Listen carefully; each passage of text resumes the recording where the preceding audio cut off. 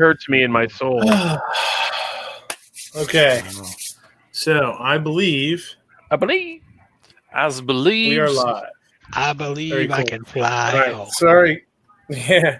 Sorry, guys. I had some pretty gnarly headphone issues here. Yep,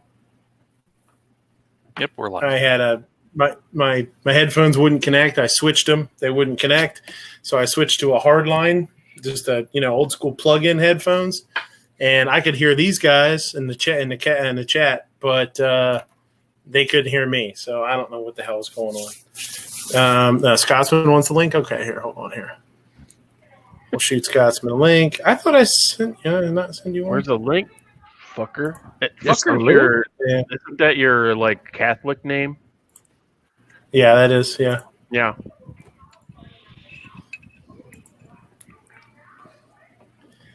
All right, here we go.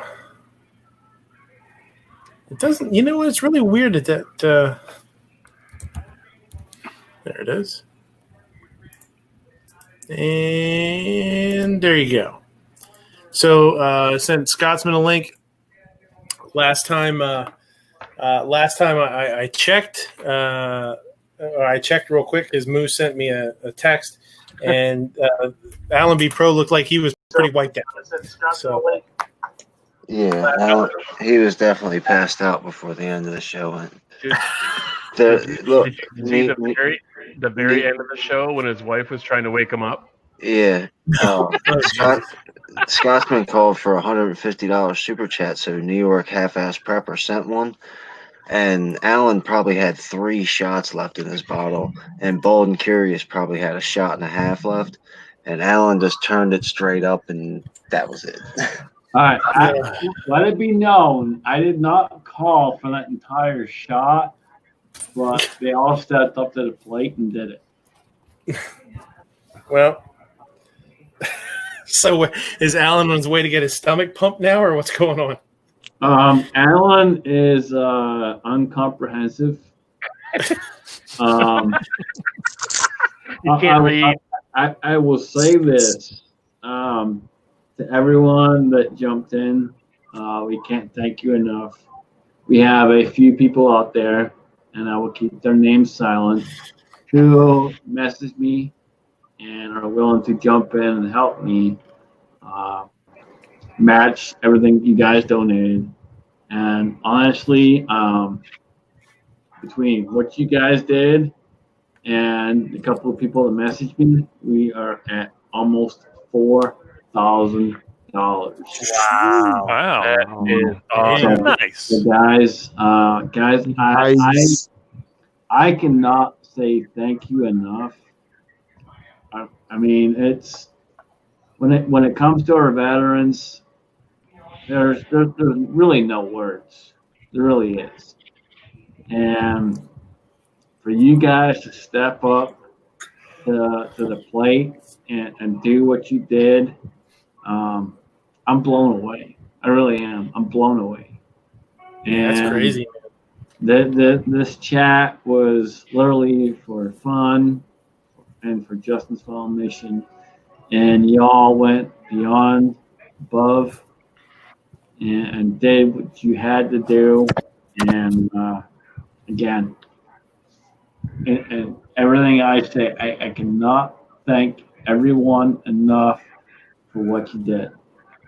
For those that donated via the super chat, and for those that donated via Justin Fall mission link, every single one of you guys went beyond and beyond. And again, I and a couple other people are going to match every one of those. So to everyone that did so, thank you. We literally are almost looking at $5,000. You should do that every month. Yeah, that's crazy. No, I mean Alan would be dead. You can't do that every month. No. Alan is literally fucking passed the fuck out. No, you need somebody else to He's not getting up. tag in for Alan. Somebody's got to tag in. Oh, come on. I mean, black market livers are only like $2,500. Yeah, and if you give that money to a veterans organization, there's bound to be at least 3 viable livers among 50,000 veterans in the United States. I will And say maybe a this, couple man. pairs of kidneys, too. Alan stepped up to the plate. Alan ain't gonna make it tomorrow. He slipped off the plate. Alan is beyond fucked up. So when we ended the chat, so we're live here, but when we ended the chat, Alan was to the point where his old lady was like, "What the fuck did you guys do?"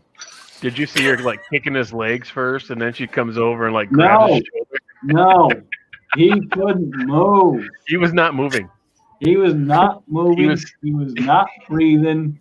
He was catching flights. You know, it's funny you say that. Funny. A single word. It's funny you say that, Scotsman, because I was looking at his chest to make sure he was still breathing, and I couldn't tell. All right.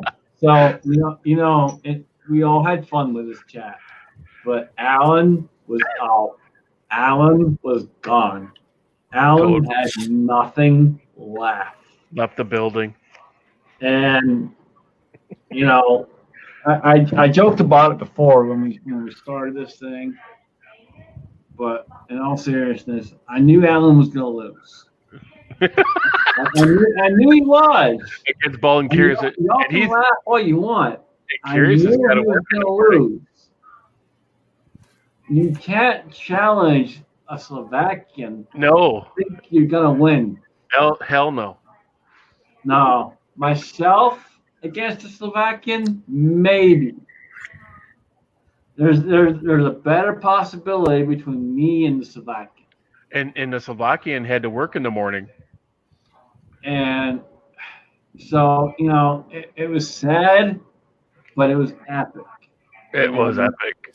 Y'all stepped up to the plate. Beyond stepped up to the plate. And he did it willingly. He did it willingly. We literally, I kid you not, between what you guys donated and between the couple of people that reached out to me and said they were willing to help out, we are going to raise almost $4,000. Nice. That's great, man. Congratulations. So to everyone that was out there, to everyone that stepped up to the plate, I honestly, in every means of the word, I humbly say thank you. And hopefully Alan has the next couple days off of work. No, he's going to work tomorrow. I doubt it.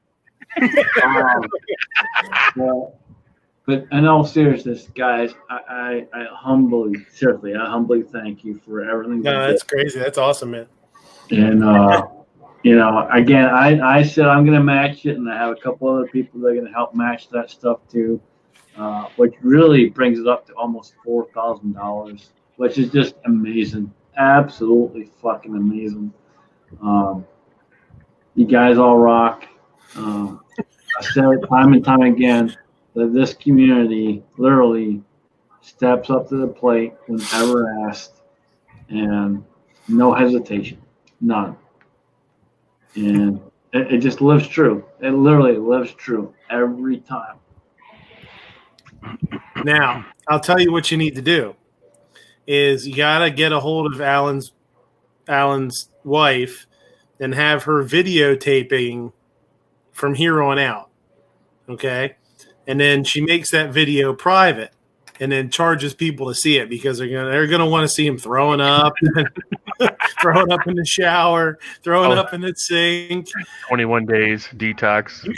You could make a whole pay-per-view video of that. You could probably make another grand. So, let me throw this out there. So number one, he's not married. That's his significant other, I guess, if you really want to put it that way. Okay. So if you want to go to that route, we can do that. We can. I will send him a message tomorrow. I'm not going to do it right now. I'll send him a message tomorrow and say, hey, look, this is what the people want. And you know Gotta give what? people what they want. He's going to have to deal with it because we, the people, rule. Period. So he's got to deal with it. So it is what it is. So yeah, I'll send him a message tomorrow, and I'll let him know. But be prepared for the next challenge. Myself versus Rich 1911. I will be there. There you go. 100 yards, open sights, offhand. Drinking. And we are shooting plays. There you go.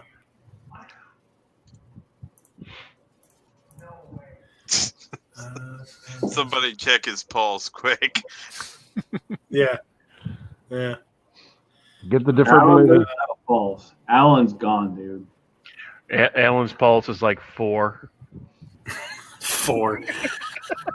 Every hour. We got out there. I'm not even joking. Like, I've messaged him, and the only people that have messaged me back are people that have nothing to do with Alan. All right. So everybody out there, keep your fingers crossed. Make sure he doesn't and hope he doesn't throw up on anything important. And we all hope that he wakes up very soon. If you're watching this, put your prayers in and don't donate to help him wake the fuck up. Yeah, right. So we missed some time here because we were definitely a little bit late because I was having some trouble with headphones and stuff. So I'm gonna just sort of give a little roll call here. Who's in the chat? Who's out there? And then we'll get into what we're gonna get into. We had I know a bunch of you guys were out there in the chat. Again, sorry that I was having some issues. My shit's all fucked up here too. Hold on 1 second. I can't see everybody. Live chat. There we go. No, it wasn't that. It was my screen was too big. It was hanging off. Carolina EDC, Apes out there. G23. Bunch of you guys are out there. Everybody's out there in here. Jorge, Defense Dad, Ozzy's out there. Mystic Guns. Nighthawk Medic, you're out there. Budget's out there. He's going to bed. He's all burned out. Budget had a really good chat. Nice high energy Budget Guns and Gears chat. If you didn't watch it, I watched most of it. Defense Dad's out there. What's going on? Scotsman's out there in here. Kingpin's out there. Is Kingpin still in here? He was. Yeah, he's right there. Yeah, he's in there. Let me ask you something. So, I've never used the whole gun tube thing. How does that work for you? Is it working good? What's nice is you can have pretty much an unlimited amount of guests. So, I mean, on the Duck, like 20 people in here before. Yeah, like 17 or 18 one night. So that's pretty cool. I do have a little bit of issues every once in a while. For some reason, it's a little finicky with my headphones with Bluetooth. I have a hard time with it sometimes. That's what happened to me tonight. Other times it's fine. I don't generally have too much trouble with it. It's pretty intuitive. It works pretty much like the Duck or anything else.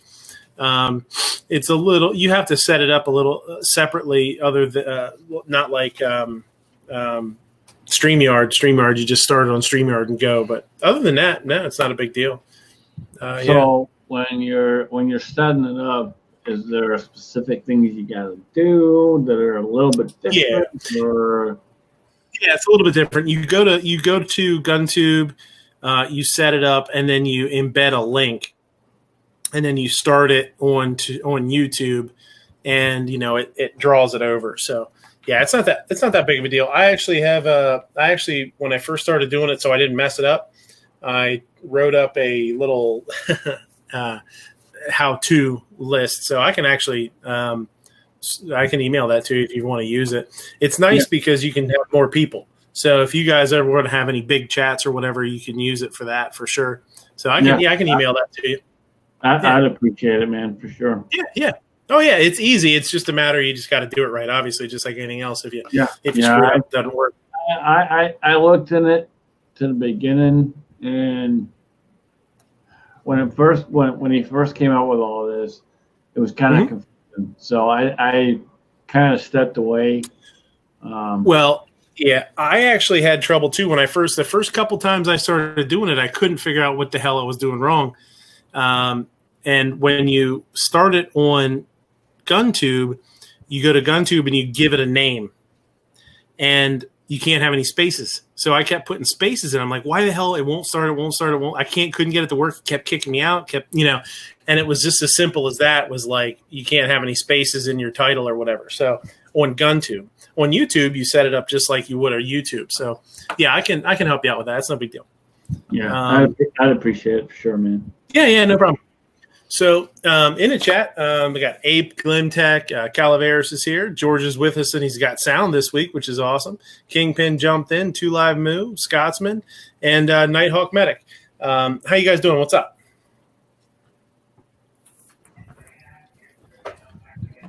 Don't everybody all talk at once. Yeah. Oh, no, that's fine. Yeah, I'm just trying not to have an hour intro tonight, We're doing good. I didn't want George to have the only mask on tonight. Yeah, there you go. Yeah, I'm practicing social distancing. The only socially responsible person here. Yeah. My gosh. I'll say this to your social distancing right here. Right where? I hope. Hold on. Little button that looks like a camera. Hold on. I'm trying to work this shit. Give me a break. All right, hold on. Here I am. This awkward pause is brought to you by the cool and refreshing taste of Diet Beef Soda Zero Dark. Now with 100% more Scotch whiskey. There you go. God damn it. Motherfucker, work. Some bitch, it still won't work. I don't know, man. Challenging. Yes. That's how it was the first time. Did Night Strike put a breathalyzer lock on the Night video? Strike bullshit. Night Strike, God damn it, fix your shit. So one of the things we're going to like Nighthawk, I know you've never watched the show or whatever. So basically what I like to do is we pull up a bunch of articles. We go through a couple of articles, talk about them, whatever. Most of them are gun related, and then this just turns into like an open forum. The shows can last a while. We've done 3, 4, 5 hours, whatever it turns into, as long as it's productive, it's productive. If I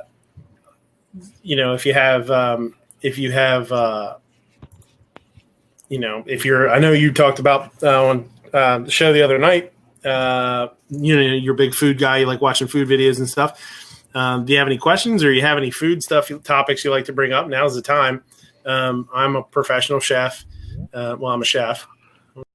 Depends on whether you think I'm professional or not is up to the eye of the beholder, I guess. But people are foolish enough to pay you for it, so I'd say you're professional. Yeah, for sure. Yeah, there you go. So, feel free to bring that kind of stuff up. We'll have a good time.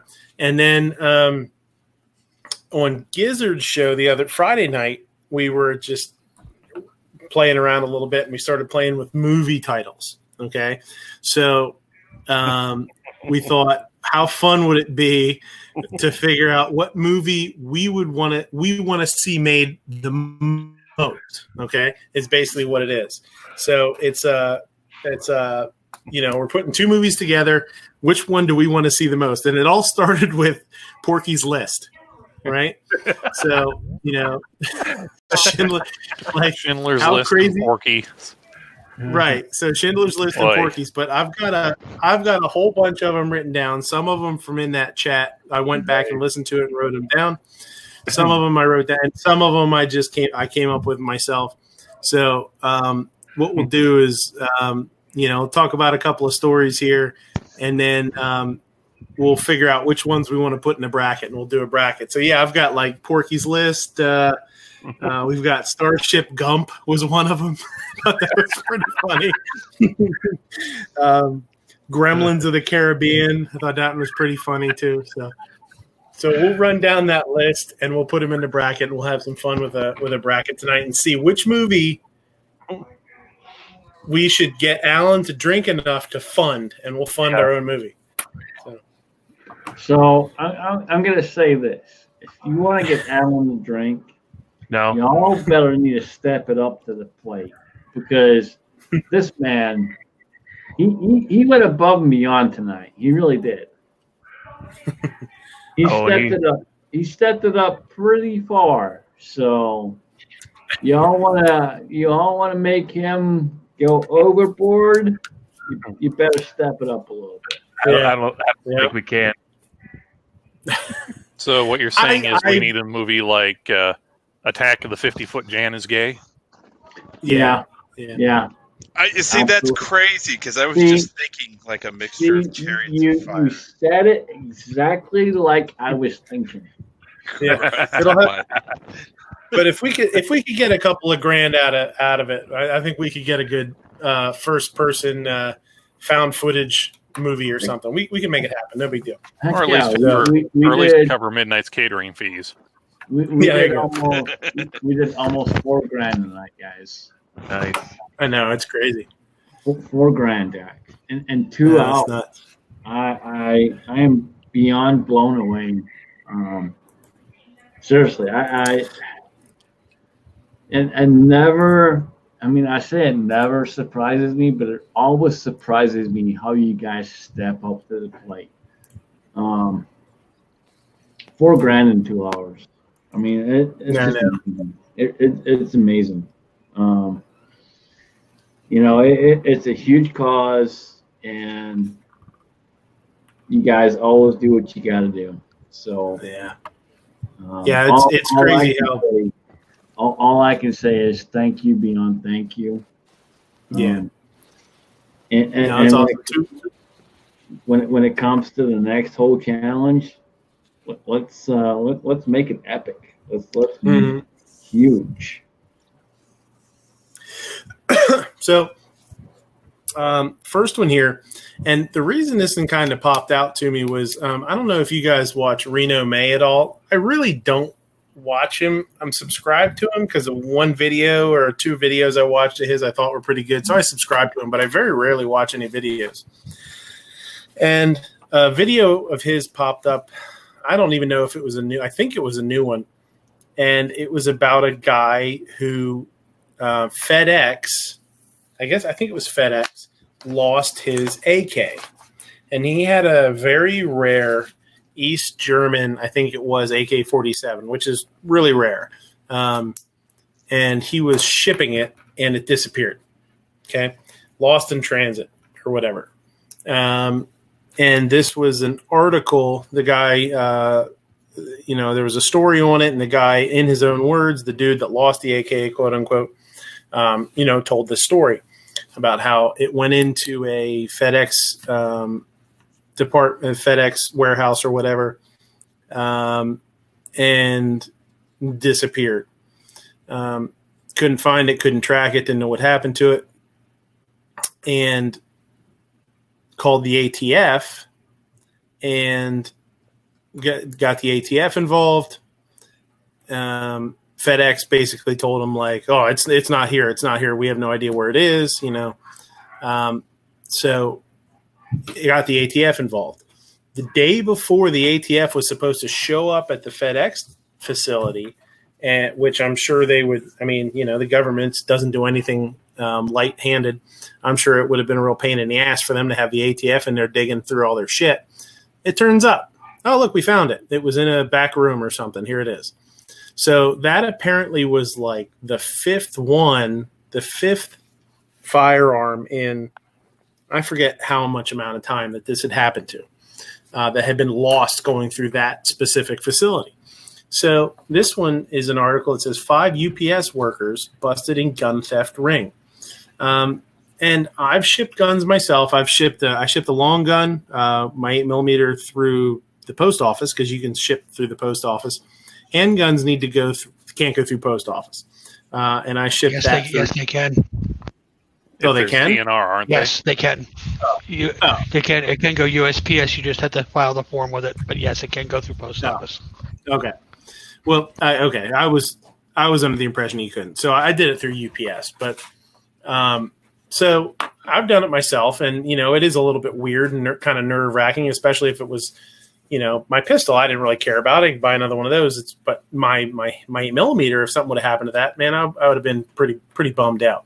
So, story is, it's hard enough finding guns and ammunition right now without anyone stealing them before they can even make it to their intended destination. Maybe things will ease up slightly for firearms retailers in South Carolina now that 5 employees of UPS have been pilfering. Five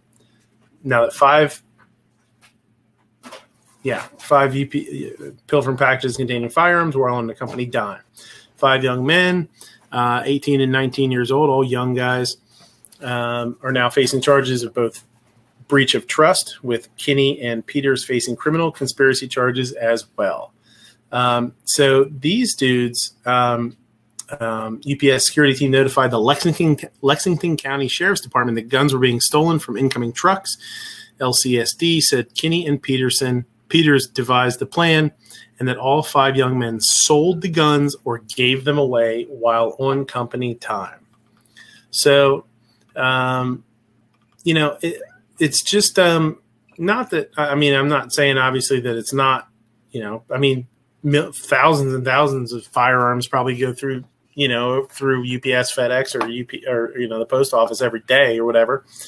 But I would say it is something that maybe we take for we probably take for granted a little bit, that and not pay attention to this stuff as much as we should. I know the dude in the other article that I was reading that had the AK had said, he could see his package doing really weird stuff as he was looking at it, like the real-time tracking, like it was in one spot for 4 minutes, and then it was somewhere else for 40 minutes, and then it went back somewhere else. Like, it was really weird, sort of bouncing around. So I'm guessing the guys that tried to steal it, I'm assuming that they probably wanted to make it look like it got misrouted or something like that when it really had never left the building. They just did a poor job of faking it, I guess.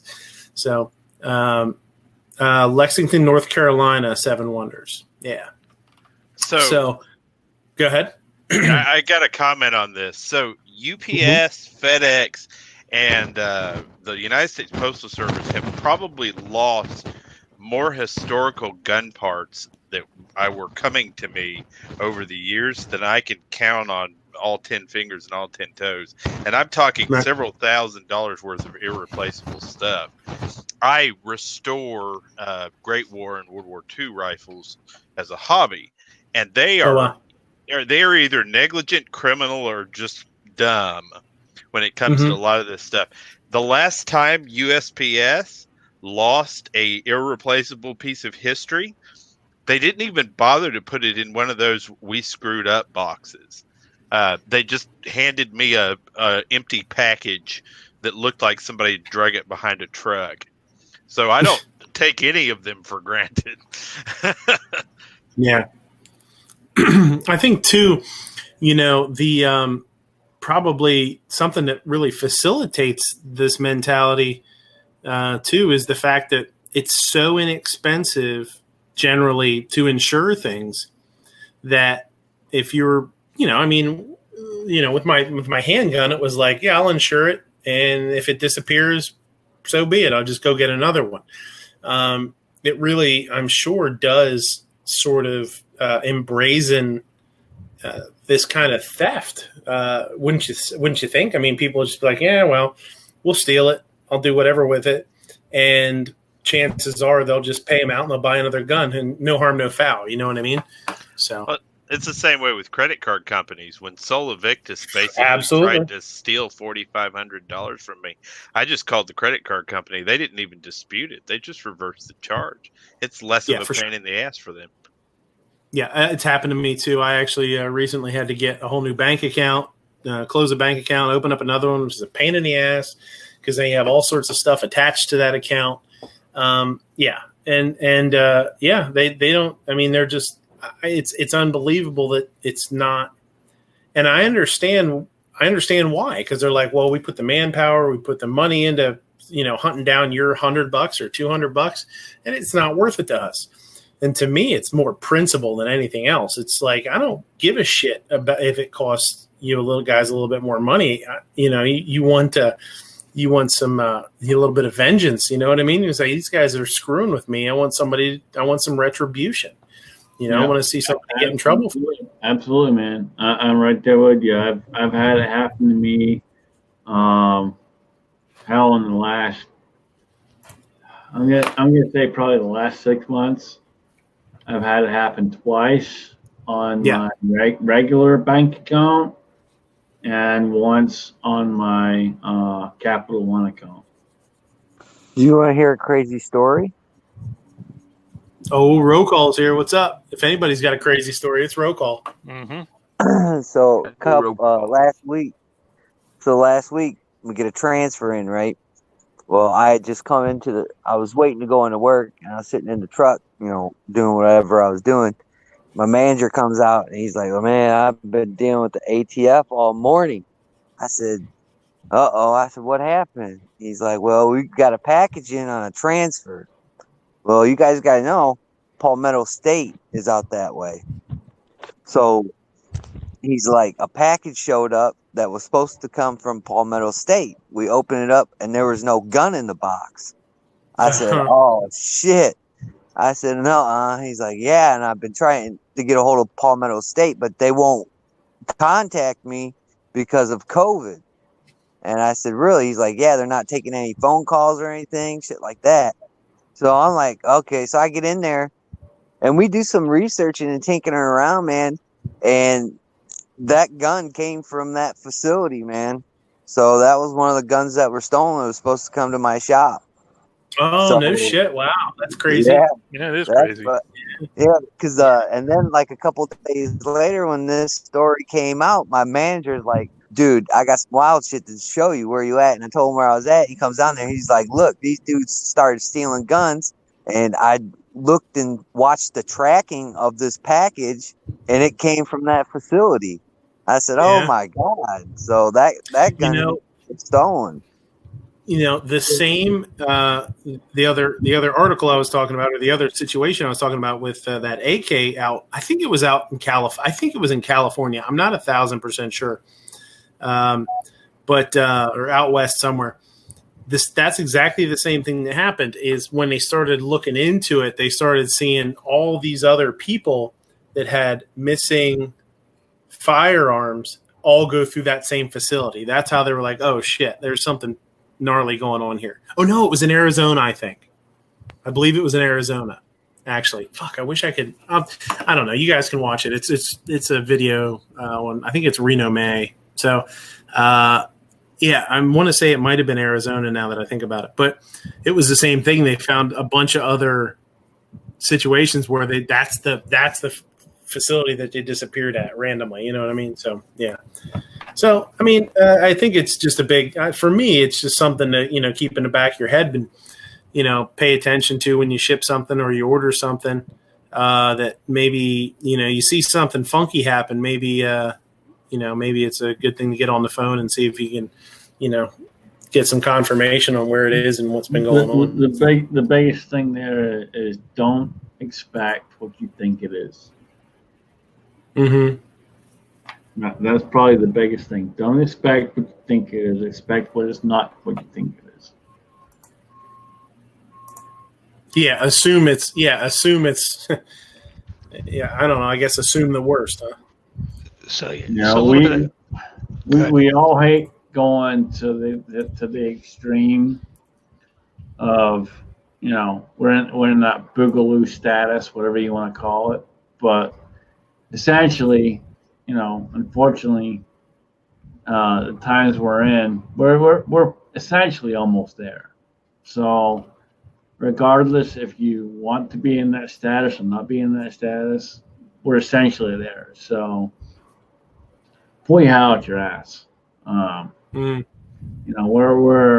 We're almost to that point, and we all got to step up, and Patriots are going to do what Patriots have got to do. Okay. Next, no, go ahead. As I say, so anyway, just a side note, consolation to that. Yeah, things go missing in the post office. Absolutely go missing. Usually, it's because of machining errors, or mispostage, or mismarkings, or something along those lines. Theft is not usually an issue. But the big issue with the post office is if you get caught doing stuff like that, that automatically becomes a federal offense. Oh, it's a federal offense, even if it's not a firearm, right? Yes, if you're stealing cards, you're stealing anything, that's automatically a federal offense. Right. Anything you do in a post office that's against the law is a felony. Yep. But UPS and FedEx, they can kind of get away with that kind of stuff because they really have no consolation to that. The big thing around here right now is Amazon. You send anything Amazon through UPS and FedEx, and it's a crapshoot whether you're going to get it or not. And if you do get it, it's whether it's going to be actually feasible or not. And the problem it is, Amazon doesn't care. If you call Amazon up and say, "Hey, they're saying it's delivered, I never got it," they just send you out a new one. They don't bother researching it. They just automatically send you a new item, whatever it was. Mm-hmm. Yeah, and to go along with that too is the fact that and I can't believe this. And my wife got something in the mail not long ago, and it wasn't in a generic box, and I forget what it was, but I brought the box inside, and she was like, "Is that the box that it came in?" And I was like, "Yeah, what the fuck, man?" Like, just asking for somebody to walk by and see what it is and snag it. You know what I mean? It was really that really surprises me too that they still do that. Like, stuff shouldn't be in a box that you know what's inside of it. You know, it was a sex toy and you're embarrassed. Is that why we're doing this? Yeah. No, it was those over-the-shoulder boulder holders he's apparently got an ad for right there. Yeah, I know. I see that. It's the cup. Basically, what we're hearing is that it's the Sub 3000. He's happy to get pegged. Yeah, it said right on the box. It said the Terminator, and I was like, "Oh shit! I hope that's a movie. I hope that's a DVD." Yeah, and the wife was like, "You're fucked." And it wasn't. You're fucked. Did it say it had batteries in it? No, it's gas powered. Did it have one of those buttons on the box like the Christmas decorations do, where you can just give it a quick try? Yeah, thought it was a generator. So, hi Mia. Yeah, wife's out there. Hi Mia. Good Lord. So next one is, and I know a lot of people have been talking about this, and I've heard there's definitely a lot of, and I kind of wish Sarge was here because I wanted to ask him about this. Glimtech, you were law enforcement. So they're talking about the McCloskey's, the Jimenez, that it was a kind of a prop gun or a demo gun that they used to use in court, and it was made inoperable. And from what I had heard, they made it inoperable by moving the firing pin spring. And they moved the spring from behind the firing pin to in front of the firing pin, so that there was no way for that firing pin to stick out. Which is kind of weird. Like, I don't know why you wouldn't just take the damn pin out. I'm not really arguing Sometimes, that. That's just, I don't know. The pin might be holding the whole gun together. That, you could be. Yeah, you could. That's true. That could be. It could be. It was. Okay. It couldn't be removed. That was the issue. That was the issue. Why? Okay. So, when that gun was seized, it was seized from their lawyer, and they made it. They put it back together correctly to make sure that it was a usable firearm or whatever. And I'd heard that they did that so that they would know whether that gun was or was not a lethal firearm. So depending on how they were going to charge these people. So that's one of my questions maybe for Limtech is, what is what does law say? I have a feeling that there's going to be a different answer depending on the crime. But for the most part, I mean, if you commit a crime with a fake or inoperable gun, the charge is going to be different. Like if you rob a bank with a fake gun, it's different than if it's a real gun, correct? Actually, no, it isn't. No. Whether it's a fake or real, it makes no never mind. You're still going to get charged the same. However, the big difference that they have there is under what is it, Minnesota law? I think is what it was, Minnesota. I don't know anymore. Under Minnesota law, under their Castle Doctrine, there was no crime committed. Yep. Missouri. Yeah, there was absolutely zero crime committed. They were perfectly in their legal rights to do what they did. As a matter of fact, once they hit that gate and once they started to step foot on the property, they had every legal right to light them up and mow them all down, and there was nothing they could do about it. That's the way their Castle Doctrine reads. So what they did is irrelevant. So with a gun, so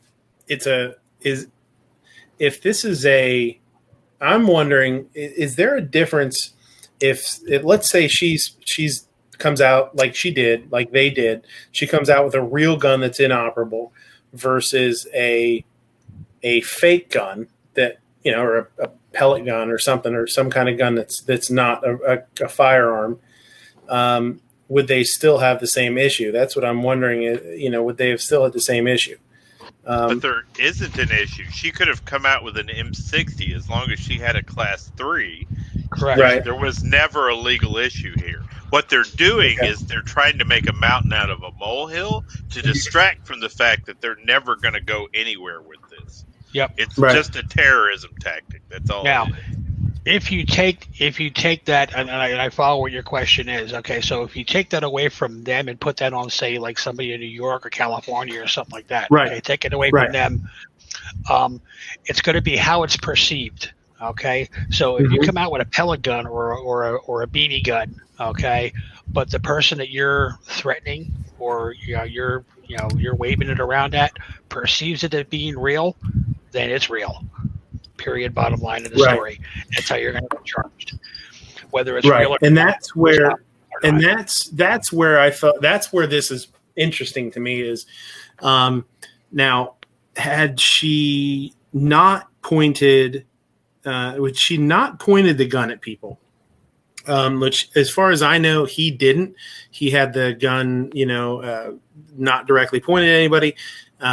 Had she done the same thing and not pointed at anybody, would they have been arrested at all or brought in? Now, this has just faded away, right? Like did they not press charges? They filed, but the chief judge, the chief law enforcement officer, the district attorney, told them point blank that you can file it and it's going to go to court. And as soon as it goes for the preliminary, I'm going to move for a dismissal because it was unauthorized. It was an unlawful arrest. Yeah, for sure. I mean, her and everybody else, and the governor and everybody said, "No, we're letting no big deal." But and that's why I wasn't sure, because that's where it left off. As far as I was concerned, was that everybody and their brother was like, arrest him if you want to. We're going to let him off. So I was like, okay, maybe they just gave up on it. Well, but here's the thing. It's going to come back and bite them in the ass. Okay, because the problem is who they're messing with. Okay, the two people that they're messing with not only are attorneys, but they're civil rights attorneys. Yeah, they know. Yeah, for sure. Their civil rights have been violated under at least 5 amendments, at least. Yeah. So I can guarantee you this is going to come back around again. Yeah, I think so too. And that's this. Yeah, I kind of felt the same way when I heard what they did for a living and who they did it for. Not only were they civil rights, like they do so much work with black people that are filing lawsuits against wrongful whatever. I thought, oh boy, they're poking the wrong bear because these fuckers are going to come after them now. Like if they arrest them wrongfully, they're not just going to be like, oh, no harm, no foul. They're gonna get after it, So yeah, I thought Yeah. So the whole thing was pretty interesting to me. And a lot of people were, everybody was kind of insinuating that they put the gun together and test fired it to try and prove that it was a deadly weapon. And I kind of wanted to talk about it a little bit with somebody that, like you guys, that like you that or Sarge, that would have a little bit more inside knowledge than I would about how the process works. Well, see, there again too, and what they did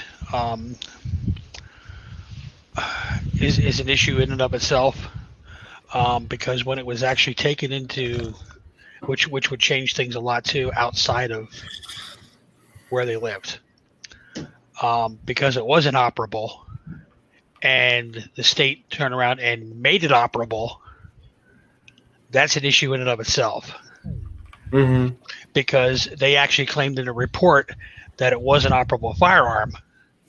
They never bothered to put in the report previously that when it came in, it was inoperable and we made it operable. Right. So that's a major issue in and of itself. Yeah. My whole question of it was it a crime? And I don't think it should be necessarily. I'm not saying that, but was it a crime for her to actually point a weapon at somebody? You know what I mean? Rather than just present it. So, that was that's why I wanted to bring it up a little bit.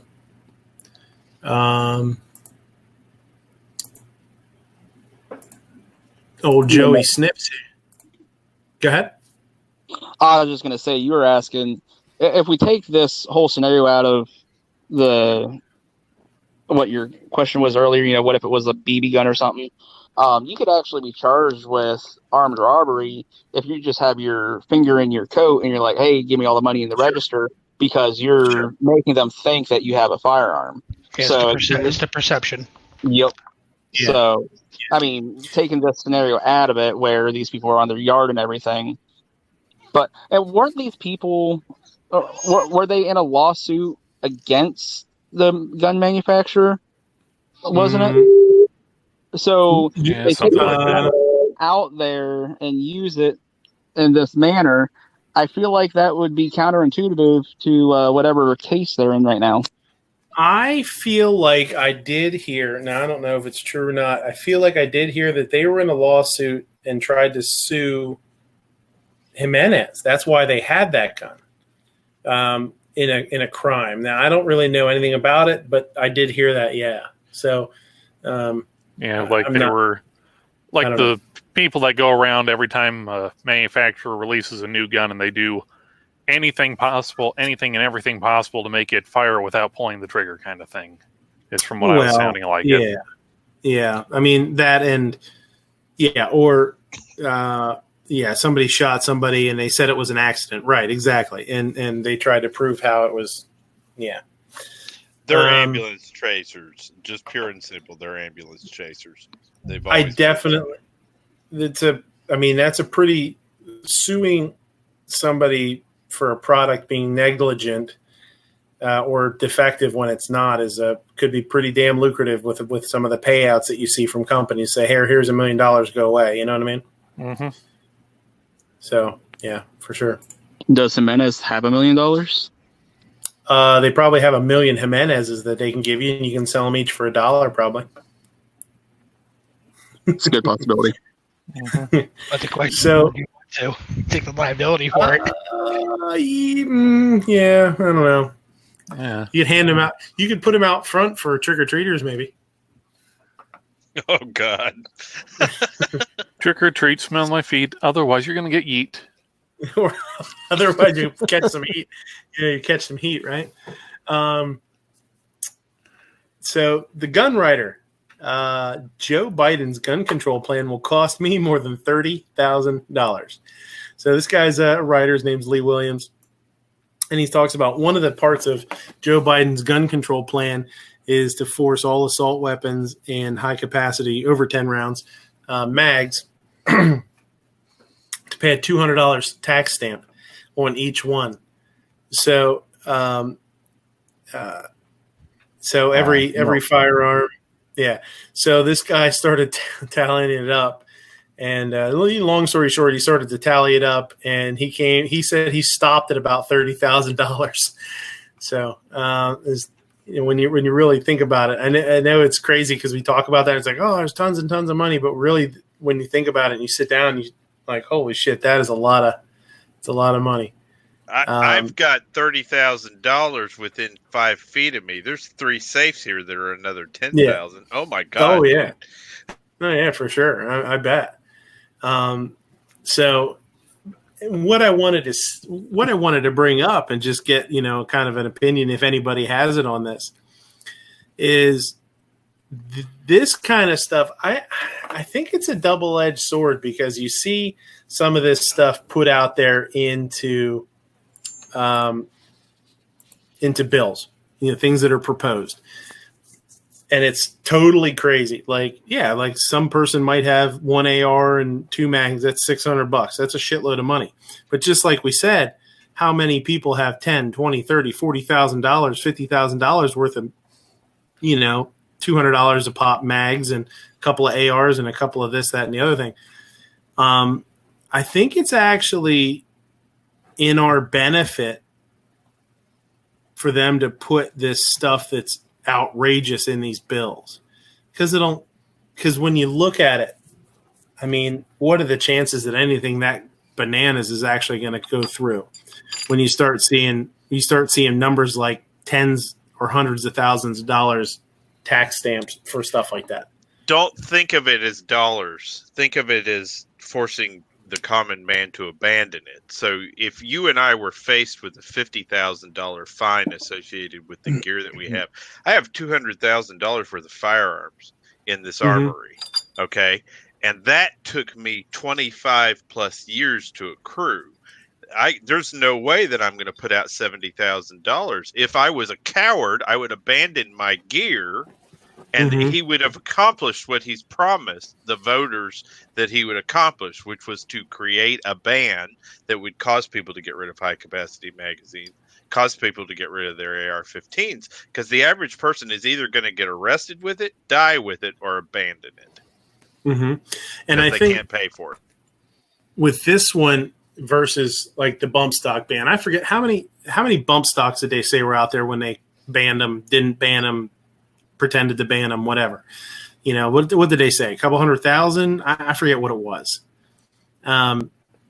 So with something like that, you're pissing off. You're pissing off a couple 100,000 guys, a couple 100,000 people. With a high capacity assault weapon tax like this, you're pissing off millions of people. So I think that makes a big difference, Well, not really.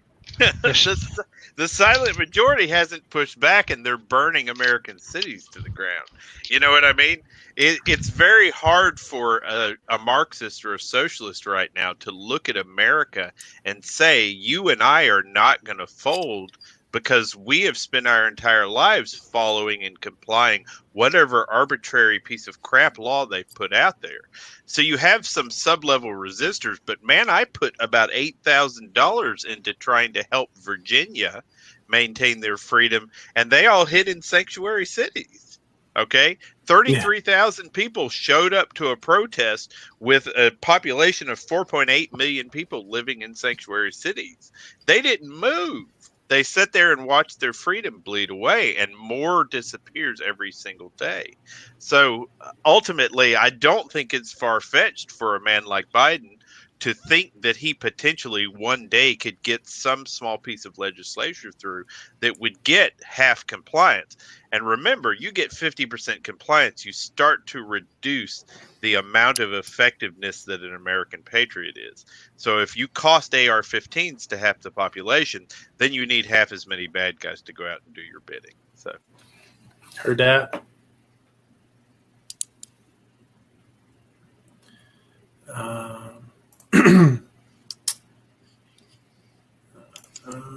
This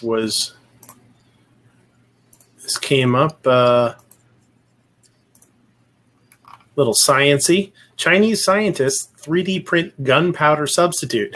So you hear a lot of lot of talk about like what's next, what's next.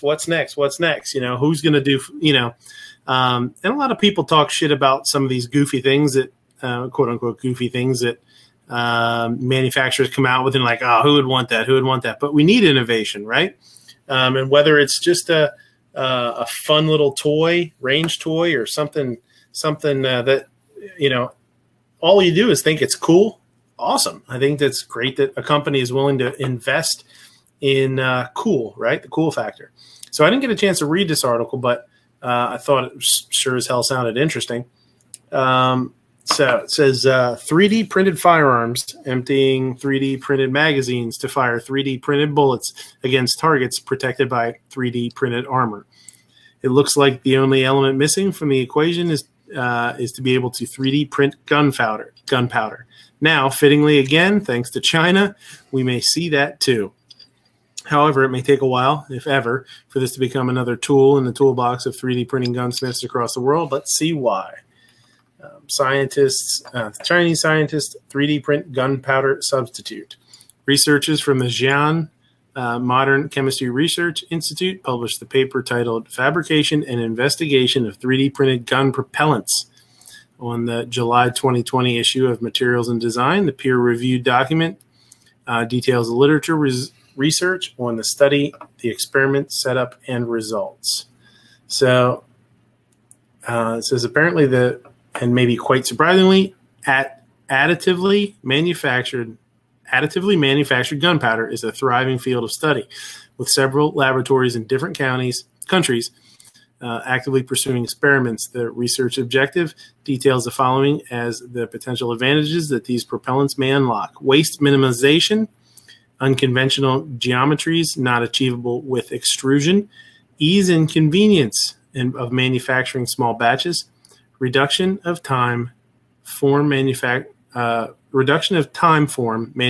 to gun firing, weight reduction, miniaturization, and integration of components.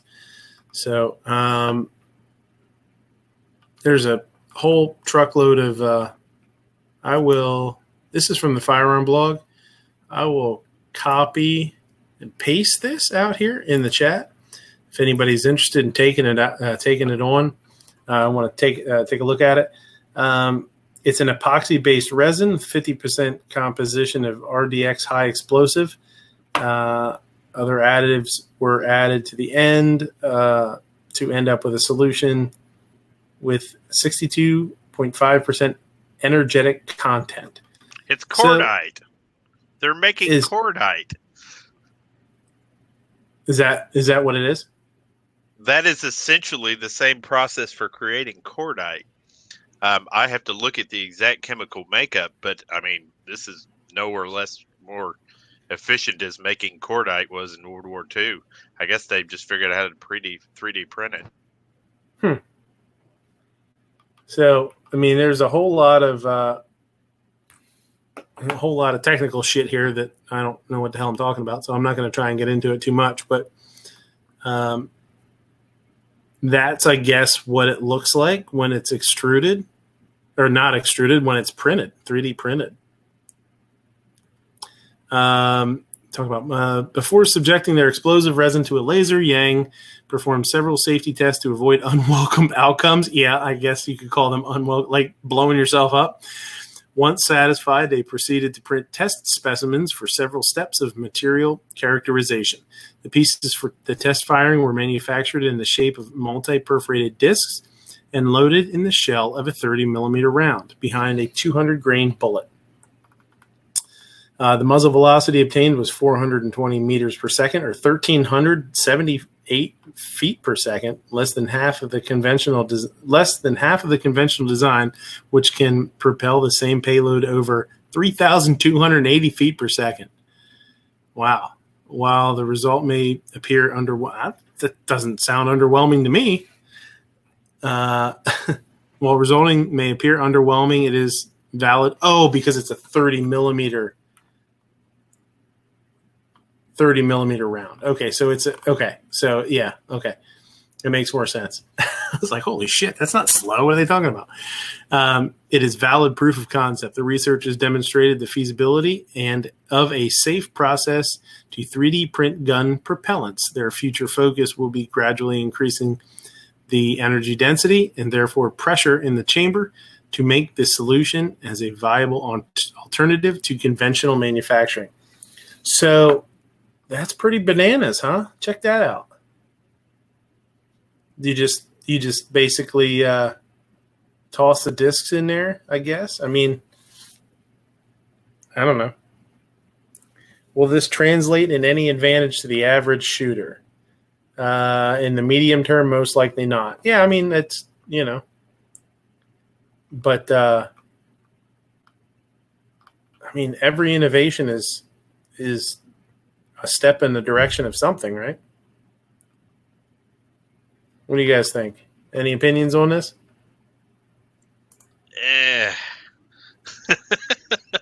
Right. Show me something that's more explosive. I reload, and if you don't get this stuff right, you either end up with something that's underwhelming or an explosion. I don't. Gonna see a lot of blown up rifles. Yeah, that's kind of what my thought process is. It's very, reloading, and especially when you get into smokeless powders, is a lot about exact quantities of things. For sure. Look, guys, look at this. Boom. Yeah, for sure. I reload myself. I reload too. And, I'm thinking about it, not so much to change the shape of, I guess to change the shape of it, but if it does come down to it, to get something that works closely like the current smokeless powders, I don't know. I'm trying to think on my feet here about how it could behoove a home reloader to have it. I don't know. It's just such a cool idea.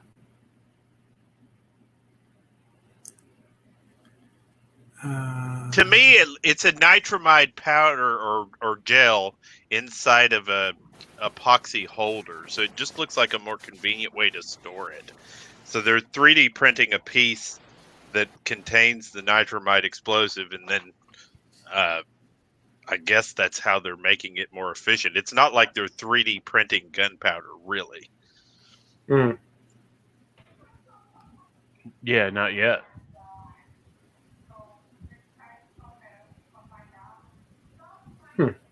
Yeah, Let the I don't know. I just first, and then we'll see. Yeah, for sure. And that's what it's all about. I just, when you see an article like that pop up, it's like, oh Christ, that's worth reading for sure. Let's see what's going on here. Oh, pretty neat.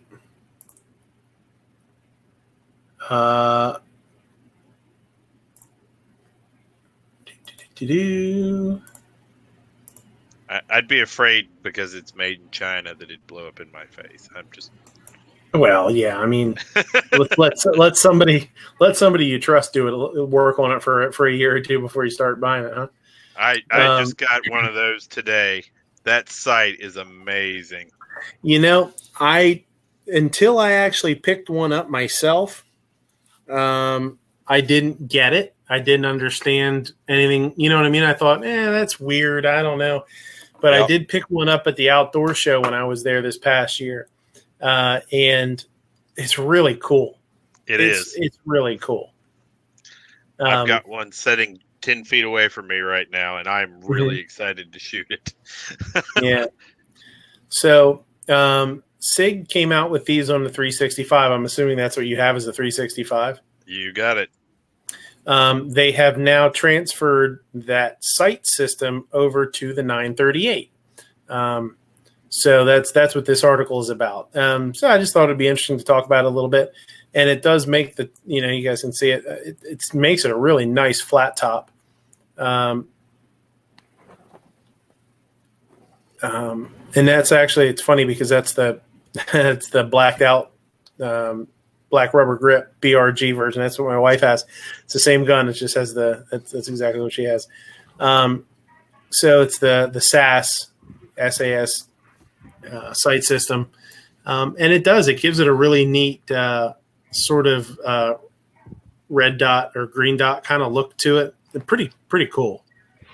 Now you got to get her to that sight. Well, and the best part about it is you'd have to have it milled to put that on there. The best part about it is, so I don't like red dots because I feel like it affects my line of sight.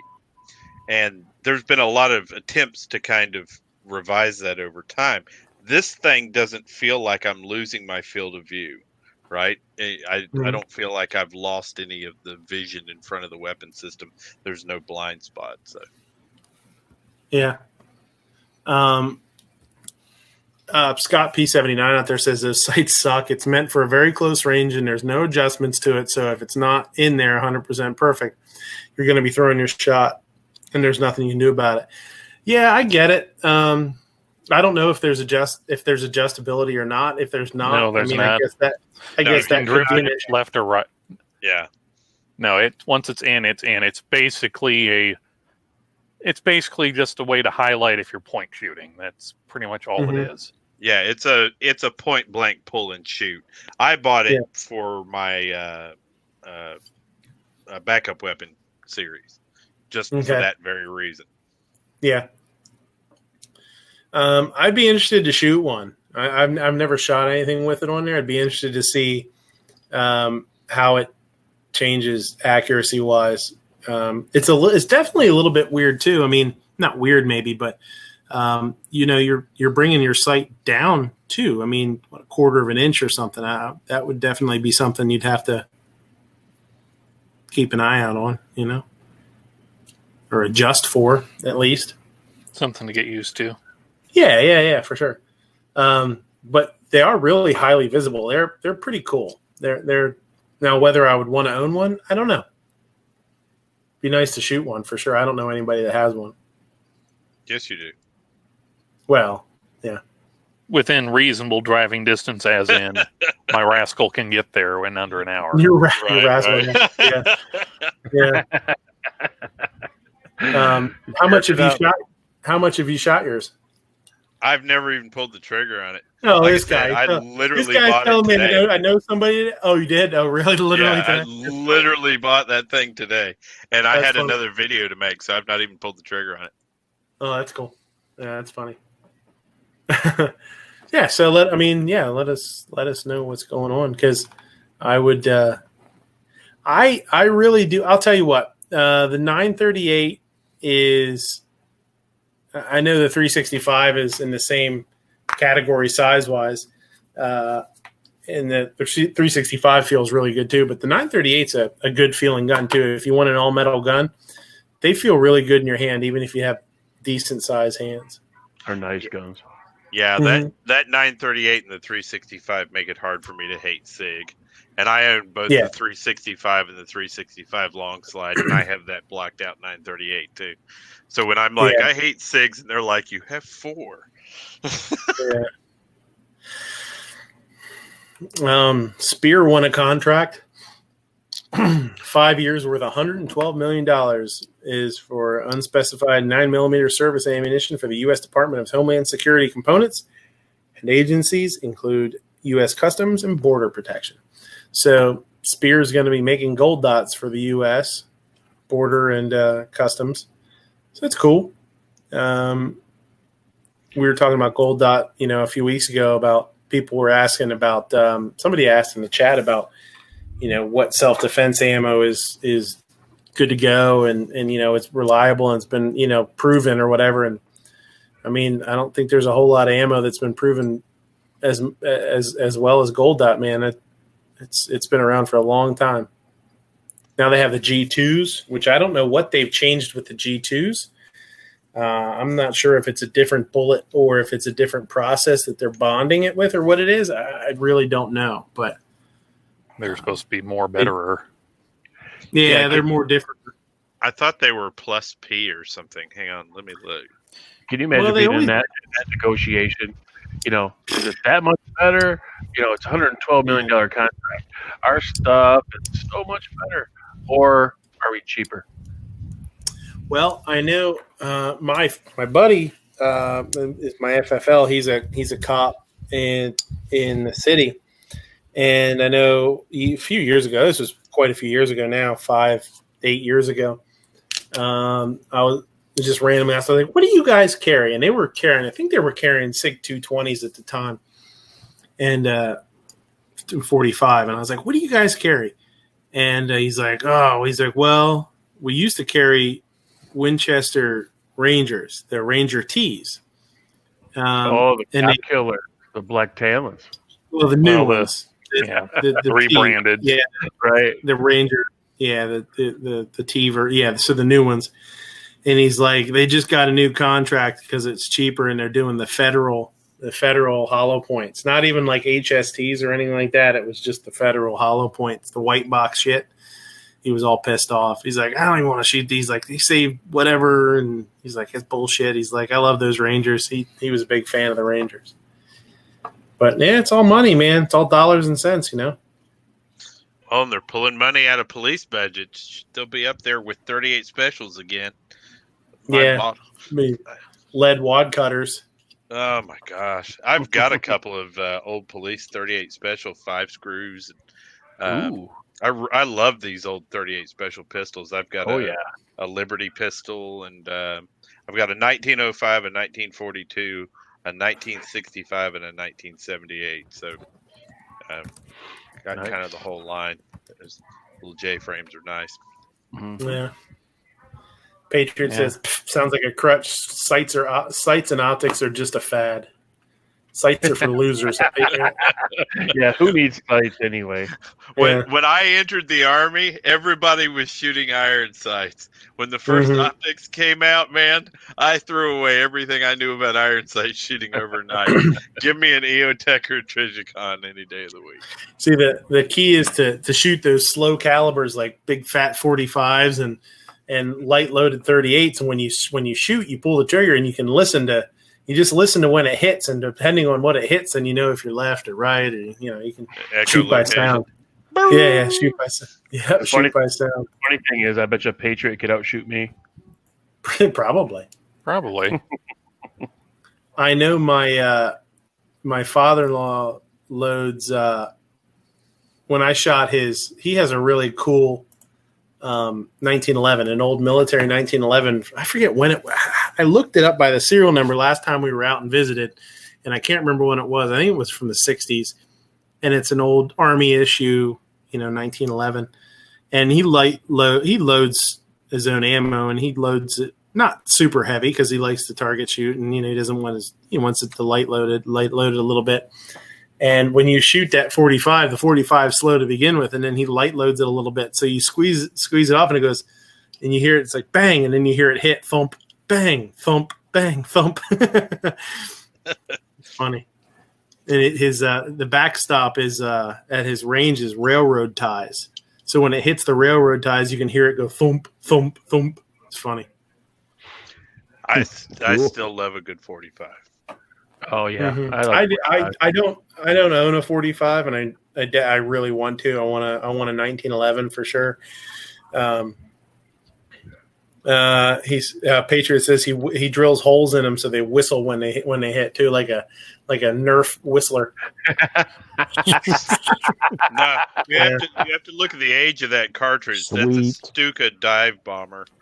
It's right. So, this thing popped up too. Keltec CMR 30, poor man's MP7. This is a wonky looking little gun. Now this one's all tricked out. They did a whole bunch of this one. Let me find the picture down here of the original. You know what? I can't love that weapon for one reason and one reason only, and it drives me crazy. That picture up there showed it. They put a heel magazine release on that thing. Yeah. Like it's an 1850s Euro gun. I cannot stand that. I thought you were going to say that the suppressor was like 10 times worth more than the gun. Well, anybody who owns a Kel-Tec knows that that's going to be the case. But Yeah. I've never had problems out of Kel-Tec. Never. So these things retail at like $630 or something like that. This one set up is $2,100, over $2,100. So that shows you what kind of stuff they got. They put the new Vortex UHT on there and all sorts of stuff. But yeah, it's an interesting little critter. It's very to me, it's funny because if you take everything off of that and take that big long extendo mag out of there, it kind of looks like a Desert Eagle. Yeah. Everybody I talk to see Yeah, that does. it's a stormtrooper rifle. Yeah. If it worked, Well, it's in 22 mag too, which is pretty interesting that they did it in 22 mag. Yeah, 22 autos are. Yeah. Yeah. So I don't know. I just thought it was I didn't know anything about them, so I came across it and I thought, let's talk about it a little bit or show it. Looks pretty cool. I don't know what it is about. You talk about things that bother you. The pattern that Kel-Tec puts on their grips bothers the shit out of me. That waffle pattern. Yeah, it's a Waffle House pattern. It bothers the shit. Yeah, it does look like a waffle. It bothers the shit out of me. I think it looks so cheap. I think if they just had like a regular, sort of, what do they call it? Like a, not stipple, but like little pin kind of, little peaks. Anything other than that pattern. Pretty much, I guess. Yeah, I guess you're right. Yeah. Well, so I don't know. You have a space age gun when it has a waffle pattern grip on it, so everybody can recognize your space gun. I guess there's just something crazy about it. And what I didn't look at this, but I mean, I guess they have a rifled version. This is obviously the pistol version, and these guys have the collapsible stock on it. So I guess that's a brace. It's probably a brace. It looks like it's rounded and hollow. But then they have the front vertical grip on there, which still makes it an SBR, I guess, right? So this is AOW. So, yeah, but if the total overall length is 26 inches, 26 inches, it's not collapsed. So if the stock is collapsed, then it's still 26 inches.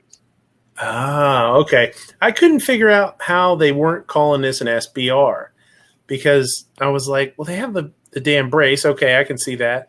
But then they have the little nubby on the front. That would make it an SBR. But okay, that makes sense because of the overall length. Yeah, okay. They classify as another. Okay. Yeah. And I'm sorry, whoever I walked on, I've got a delay. No, that's cool. That happens. So, I don't know. 613. That one says 630. That says 613 there. I mean, I don't know. I guess if it runs, man, for $600, 600. If you get out the door at 575 or something, it's a fun toy in 22 mag. There's a lot of good ammo in 22 mag. A lot better ammo than people think. After firing it, I'm pretty convinced that it's in 22 mag because they couldn't get it to run in 22 long rifle. Not that they really thought that much about it. Well, they saw how much of a runaway success their comparative success their CMR 30 or their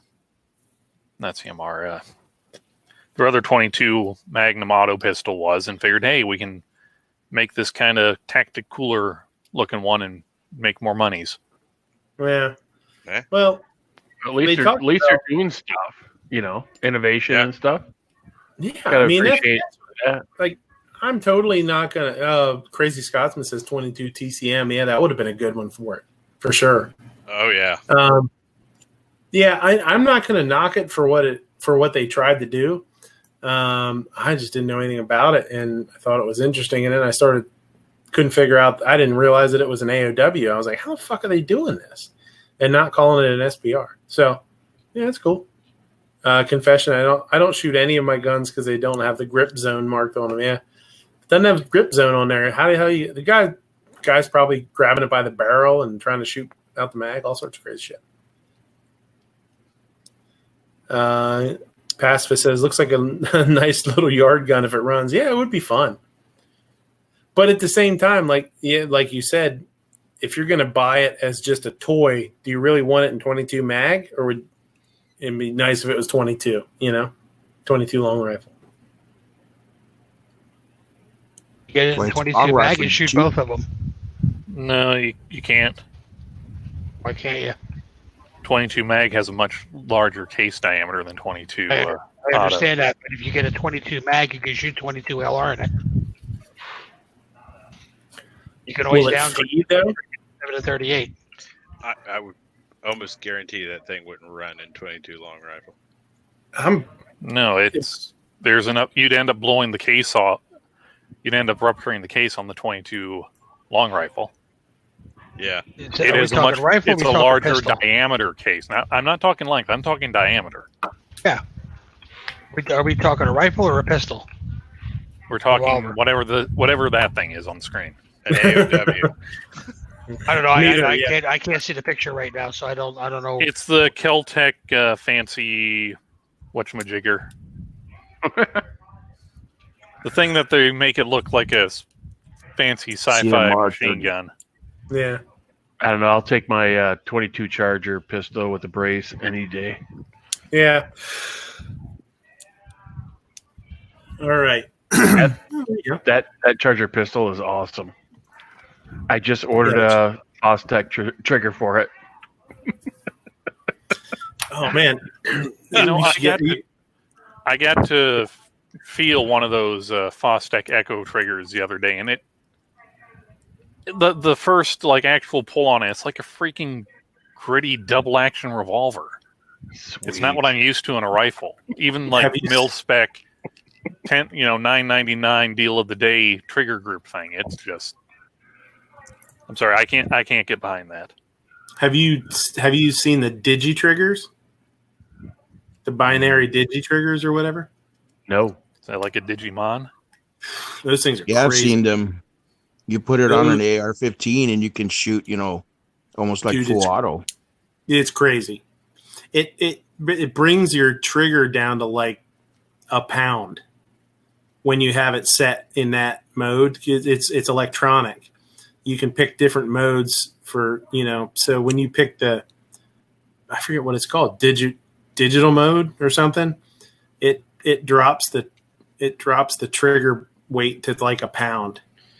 And these guys just run them it runs like it's crazy fast.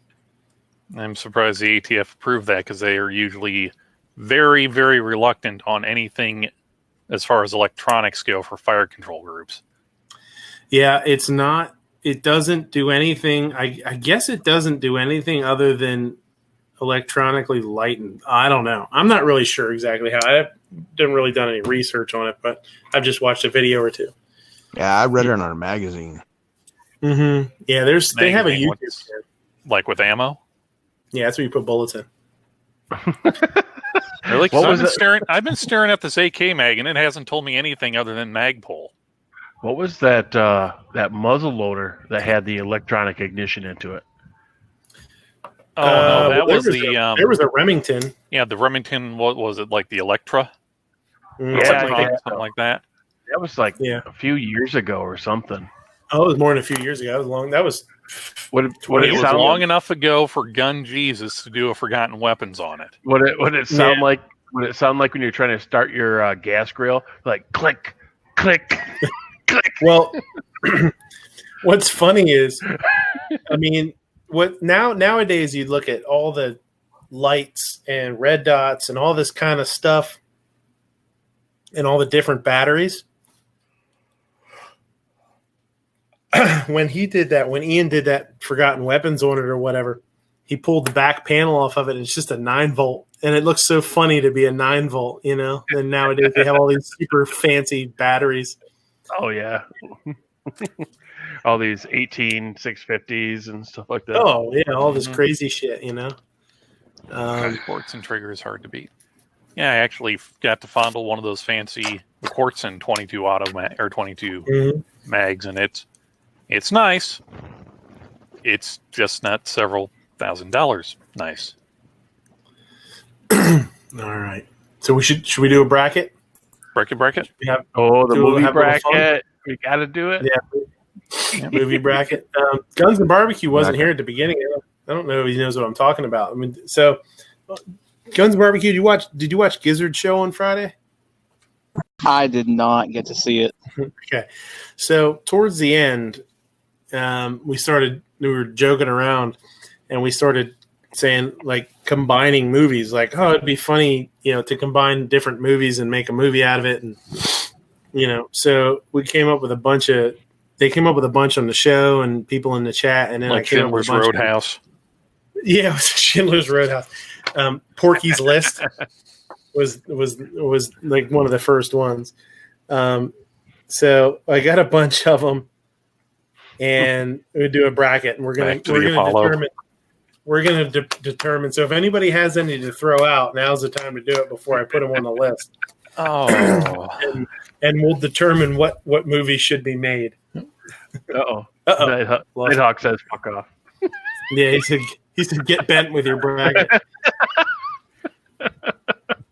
Okay, how about Starship Gump Future? was a good one. Starship what? Starship Gump was one of them. Starship Troopers with Forrest Gump in it. Porky's and the Bandit. Starship Gremlins. Well, there was Weekend at Gremlins. Weekend at Gremlins. Okay. Gremlins mixed with Weekend at Bernie's. There was also Platoon of the Nerds. I thought that was a good one. Red Dawn of the Dead. Ooh. For Dusk Till Red Dawn. Yeah, that was one I had down here. It was like Raider of the Lost Tootsies. Oh, I had Clifford the Big Red Dawn too. I like that one. Driving Miss Dukes of Hazzard. Ooh, Daisy. Yeah, Morgan Freeman and Jessica Simpson are the one that did in the movie. Oh, Miracle on Elm Street. I thought that would be a good one. Oh, that's a good one. Freddie. Yeah. I thought of this one too. I thought this was pretty good. My Big Fat Greek Texas Chainsaw Massacre. What was that other one? Big Fat. Mike Big Fat Greek Wedding was one. What the fuck was that? Obnoxious had a couple good ones. Saving Cousin Vinny.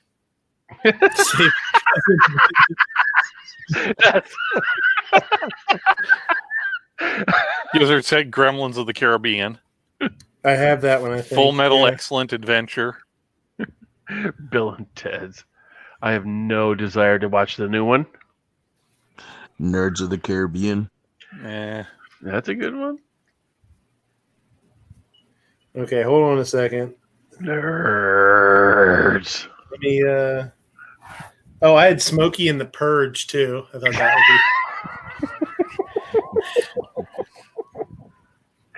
would be. Hacksaw Beaches. Hacksaw Beaches. Cider House Party. Let's see. Platoon. The Wizard of Chaz. Somebody said that one. I had that written down. Oh, I saw that one. Wizard of Jazz. Yeah, janky about that. There's nothing to see here. Yeah. He'd be pissed at me just for suggesting that. Oh, The Silence of Mrs. Doubtfire. I had that one too. Was that one of Obnoxious? I don't know. He had a couple. No, that was. He had a couple of really good ones. That was mine. Nice. You guys out there, Gizzards out there, you guys are all Obnoxious out there. Full Metal Jackass. Come on back here. Full Metal Jackass. Full Metal Jackass. Nighthawk's back. How you doing? All right, so we got I got Welcome one, back. two, three. 1, 2, 3. I got 5 more spaces. Full Metal Bachelor Party was one of them that somebody said. Weekend at Biden's. Yeah, but that's not a. But that's not a combination. It's got to be. It's got to be a combination. But that has to be a default. Yeah, God that can damn, be I the had one on honorable my. mention. Harry Willie. It has to be the combination of two movies: Full Metal Jackass from Raiders of the Lost Tootsie. Dustin Hoffman dressed in drag getting chased by a boulder. Oh my god. Thor Dark to Dawn. Thor Oh, I had two mules for Sister Act. Nah, I don't know. Red Dawn of the Mohicans. Friday on Elm Street. Dusk Till Red Dawn. We do Dusk Till Red Dawn. That's not a bad one. Oh man. Thor to... I'm trying to think of something with Debbie Does Dallas. Oh, I had one of those the other night. I can't remember it now. I bet you did. Nightmare at Breakfast Club. Yeah. Fried green. Somebody said Thor Bridges of Madison County. Okay. Gran Silence Torino of Red Baby October. Driver. Death Race Baby Driver. Baby Death Race Driver.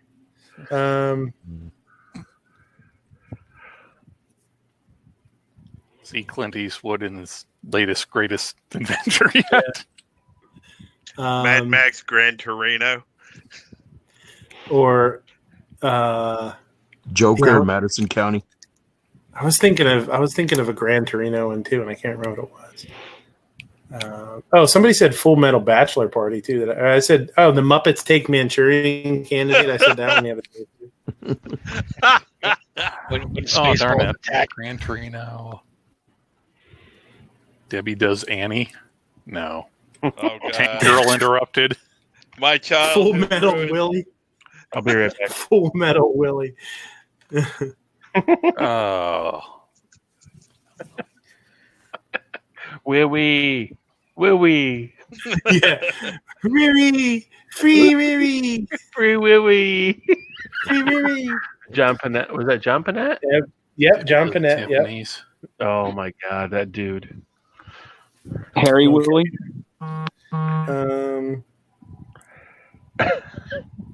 Zach and Mary's Breakfast Club. Debbie does the Tank Girl Interrupted. Debbie does Tank Girl. Tank Girl Interrupted is pretty good. Okay, we'll put that. That's the last one then. Oh. Unless we got another one. Wee. I was trying to think of something with the last of the Mohicans and something in NFL. Well, we did. Yeah. We did last Red Dawn of the Mohicans the other day. So Schindler's nice. Willie. No, we're not doing Schindler's Willie. Hold on, I've got an idea for a movie, but I can't really think of a title. Bridges Okay, of you Billy take Madison. the That's a good one. 1912 film "Birth of a Nation." You know, basically the Klan propaganda. Oh God! No. Hold on, Oh, and mix it with Blazing Saddles. Yeah, What would you call that? Blazing Nations? Saddle of a Birth? Well, we're not gonna try and combine Blazing Saddles and Schindler's List anyway. That would be horrible. No, they are bad. Blazing Red Dawn. Gun-toting pacifist is doing the Guy Ritchie movie out there. Lock, Oh, Stop, that's right. and Two Blazing Saddles. No, Lock, two Stock, snatches. Stock. Yeah, Lock, Stock, and Two Snatches. That's Madonna territory. All right. So we got Porky's List, Thor, Bridges of Madison County, Clifford the Big Red Dawn, Tank Girl Interrupted, Gremlins of the Caribbean, Dusk Till Red Dawn, Platoon of the Nerds, Smokey and the Purge, Starship Gump. I like that one. The Wizard of Chaz, Muppets Take Manchurian Candidate, Weekend at Gremlins, Silence of Mrs. Doubtfire, Miracle on Elm Street, Full Metal Bachelor Party, and My Big Fat Greek Texas Chainsaw Massacre. I need to change my chain. Oh, good lord! All right, so the first one is Porky's List. So it's going to be Schindler's List with the dudes from Porky's, I guess. and Thor and Bridges of Madison County. So it's going to be Thor stuck in. Where's that supposed to take place in, like, I don't know. I just Kentucky, remember it's like one of the most West maligned Virginia or something. In the Clint bus. Eastwood movies back when he was more known as Clint Eastwood rather than Clint Eastwood director. I think that was like one of his first ones. Yeah. So, Ape, what do you think? Which one needs to be made more? Porky's List or Bridges of Thor of Madison County? Thor of Madison County. Really? Okay. All right. I mean, I came up with the idea, so I got to back it. All right. Glimtech? Oh, it has to be Schindler's List. Porky's List or that? Yeah, got to be Porky's List. George? I'm going to go with Thor in Madison County. Huh. Yeah, it sounds kind of funny. Moo? Porky's List. Guns and Barbecue? This is a tough one. Porky's List sounds great, but I'm a huge Clint Eastwood fan, but I'm going to have to go with Porky's List. Yeah. Nighthawk? I got to go with Porky's List. I grew up watching the Porky's movies, so. What they call it, Lassie? That was Kim Cattrall's first movie. That was. Yeah, Porky's List moves on. All right, we got Tank Girl Interrupted versus Clifford the Big Red Dawn. So we're gonna have a bunch of red dogs, I guess, fighting off the. We can make it the Nazis, I guess, if we want to, communists. And Tank Girl Interrupted. Ape?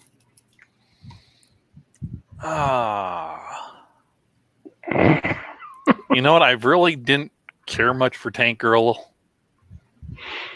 And we've got like 2 or 3 other plays on Red Dawn here. So, you know what? Screw it. I'm going to go with the Tank Girl Interrupted. Okay. Glimtech? Same. George? Tank Girl Interrupted. Huh. Moo? Tank Girl Interrupted. Guns and Barbecue? Clifford the Big Red Dawn. Yeah, me too. I'm going with Clifford, but Tank Girl takes it. Okay. Dusk Till Red Dawn, which is sounds kind of cool. It's a bunch of vampire communists, I guess, versus Gremlins of the Caribbean. Oh shit! Oh. I will go first. Which one would I rather watch? I think Dusk Till Red Dawn. Guns and Barbecue? Fried Green Willie? Obnoxious says. Gremlins of the Caribbean. Gremlins of the Caribbean. And you know what? I mean, if they're sailing, those gremlins are going to fall in the water. They're going to turn into little evil sons of bitches, too. So Exactly. That's what I was thinking. 2 Live Moo? Gremlins of the Caribbean. George? Gremlins of the Caribbean. Oh, snap. Glimtech? Gremlins it is. Yeah, Gremlins wins.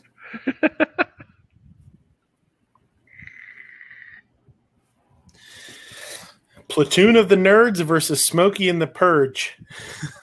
Ooh. Yeah, this could be a tough one. You're gonna want to watch a bunch of dorks running around the jungle shooting at each other. Or you want to watch the dudes from Smokey and the Bandit running around in a Trans Am waxing people. I'm Smokey and the Purge all the way. Guns and Barbecue. I'm going to have to roll with Snowman and watching Purge. Mm-hmm. I think this movie's going to make a shitload of money. Moo? Smokey and the Purge. George? Smokey and the Purge. Glimtech? The Purge. And Ape. Gonna clean it up? Ape is sleepy. No, Ape was pounding a pin back into a hole. Oh, he was a pin. All right, good for you. Yeah. He just said, I know what you did in 1941. Yeah. I know what you did in Midway. That movie comes up later there. Goodwill 300 Blackout. Ape. Suck it, obnoxious jerk. I will be the asshole and dissenting and go Gremlins of the Caribbean. You're in the wrong one, but okay. Platoon of the Nerds. Platoon Come of the on, Nerds, man. whatever. This is simple. These are simple movies. Okay. Okay, here we go. The Wizard of Chaz versus Starship Gump. I 100% want to see Starship Gump. I don't give a shit what anybody says. I definitely want to see that movie. Guns and Barbecue? Oh, you definitely got to go with Starship Gump. Moo? Gump. Gump. Why did you put that laser together so quickly, Gump? Because you told me to, Bill Sergeant. I'm fucking standing. Now do it again. You must be a goddamn genius. Yes, sir, Sergeant. Because you told me to, Drill Sergeant. I love that scene. That's one of the best scenes in the movie. George, Starship Gump, The Wizard of Chaz. I mean, there already is a Wizard of Chaz. You don't know where you're going to get. Starship Gump. Somebody please do a little Photoshop and do put the Wizard of Chaz and put Yankee's face on it. And nice. No, we need a movie poster for Starship Gump. Yeah. Glimtech? Oh, the Gump. Yeah, I thought so. 8? Mama used to say box is like a box of chocolates. You never sure when the brain bug's going to eat you. I don't know what the brain bug is going to get. The bugs are like a box. So, the Muppets take Manchurian Candidate. So we're going to have a bunch of Muppets around trying to kill somebody. Or Weekend at Gremlins. 8? God damn you. I shouldn't be surprised. That's what I get for putting ideas out. Yeah. Weekend at Gremlins, you got Gremlins trying to prop up a dead guy by making him look like he's not dead, or damn it.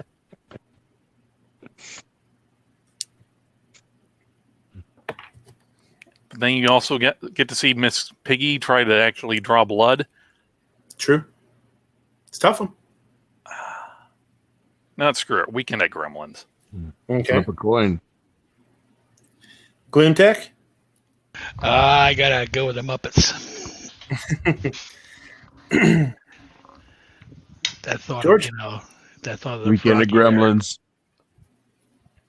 Oh, yeah, the Manchurian Candidate is a bunch of Muppets. Yeah, it's super weird, man. Moo? Weekend at Gremlins. Nightmare on 34th Street. Yeah, that was one that we... And Full Metal Jackass. Oh, I have Miracle on Elm Street, so it's pretty close. Yeah. Oh, no, that'd be the same. George, you said Gremlins? Yes, Gremlins. And Moo, you said Gremlins? I said Gremlins. Barbecue? Muppets. Muppets. Ooh, I could tie it up, but... I don't know, man. So, Weekend at Gremlins. So, what do you have? A dead gremlin that they're trying to pass off as being alive? Or a bunch of gremlins trying to pass off a dude as being alive. Bernie. That's what I was looking Yeah, Bernie being alive. Right. Yeah. Yeah, you see, instead of them having just to prop it up, you could see like one of the evil gremlins just slitting Bernie open and stuffing all the not evil gremlins inside and just using them as a meat suit. Yep, Weekend at Gremlins it is. Meat sack. Okay, so Miracle on Elm Street versus Silence of Mrs. Doubtfire. Now this is a tough one. You want to see Santa Claus as Freddy Krueger, or do you want to see Mrs. Doubtfire? Robin Williams as Hannibal Lecter. Hannibal Lecter. Oh, we're going Robin Williams as Hannibal Lecter. No one can be that funny and that, it's that wonderful thing about people who are that funny and that happy. That one little switch and all of a sudden, oh, yeah, he's Satan. I think he would make a very creepy good. But then you got Robert Englund as Santa Claus with his knifey fingers.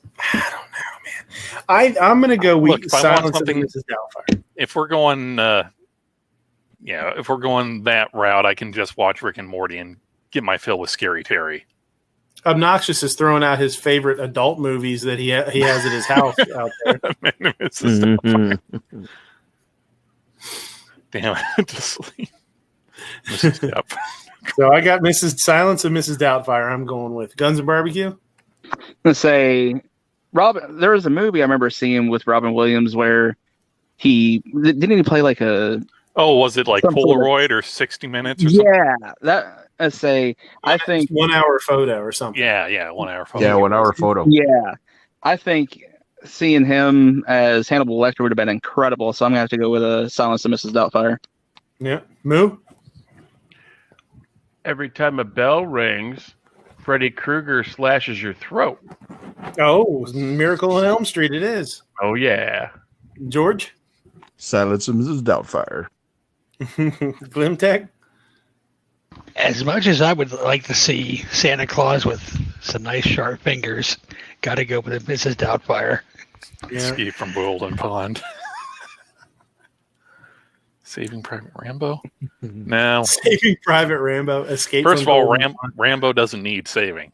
No, Escape from Golden Pond. That's a good one. You'd see Kurt Russell talking like Audrey Hepburn. I gotta get out of here.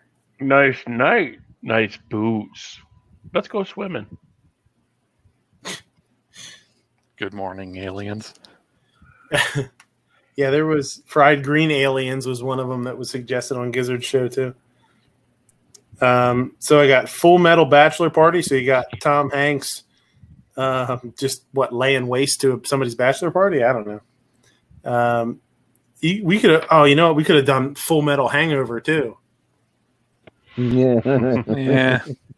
What you want? Full Metal Hangover? Or Here Full you Metal go. Bachelor? Hookers on the left, drugs on the right, killing Charlotte straight ahead. Yeah. So that's versus my Big Fat Greek Texas Chainsaw Massacre, which I can't imagine not winning either way.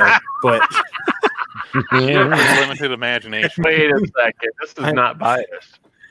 I mean, I'm definitely going to vote for my Big Fat Greek Texas Chainsaw Massacre. I mean, I'm very proud of that one myself.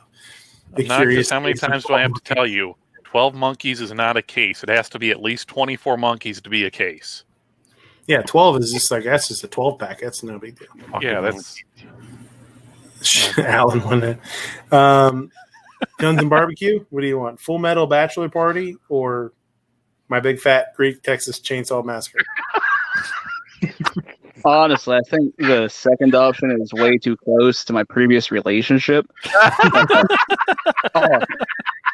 I ran out of gas. I couldn't start the chainsaw.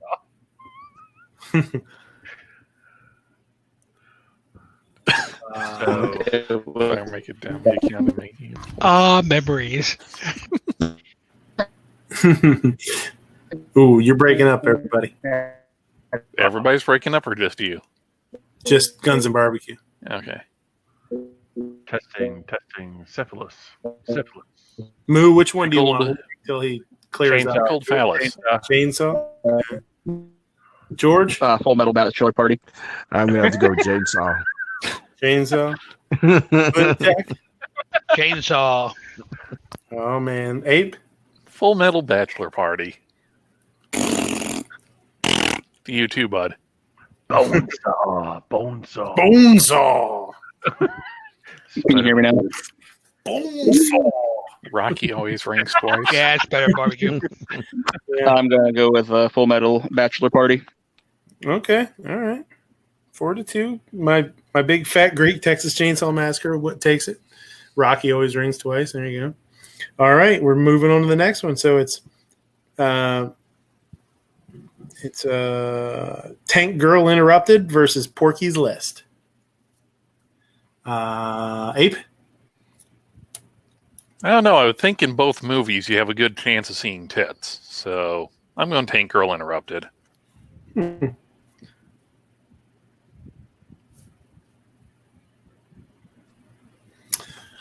Glimtech?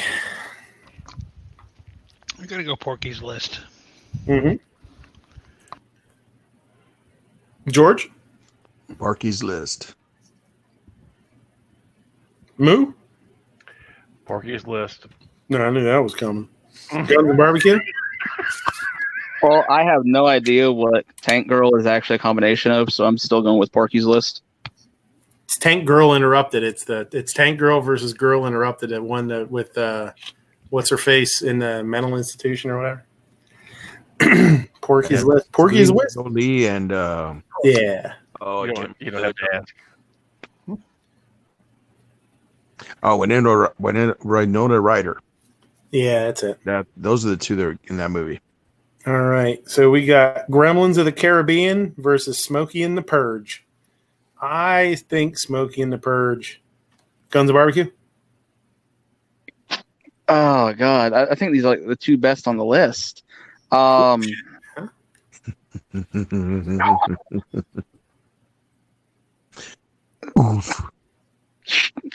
Smoking the Purge. Mm-hmm. Moo? You some bitches couldn't close an umbrella. and then he blasts him in the face with a 12 gauge. Shuts him in the face with a chainsaw.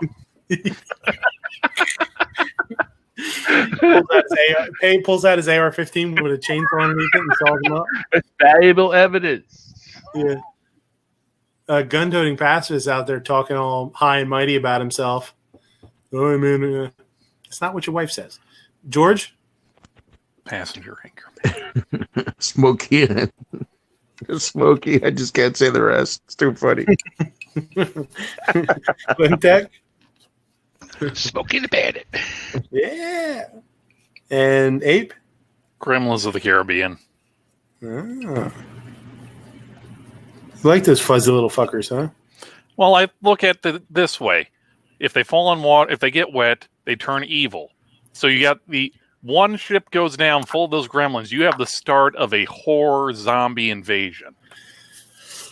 You're right. They multiply like crazy. So in the movie, one of them turned into what, like 8 100. or something? Yeah. I really Well, want to it's a change my vote to Gremlins of the Caribbean because all I can picture every time I think about it is a bunch of evil gremlins running around swashbuckling. Like little pirates. Yeah. Until when they come up with the sunlight, That's then they true. burn. Yeah, there's a whole lot of trouble there. Yeah, that's okay. Caribbean, it's very sunny. Smokey still took it.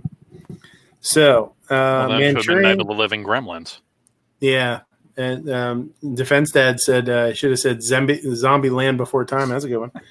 Manchurian Candidate. Muppets. Wait, which one won?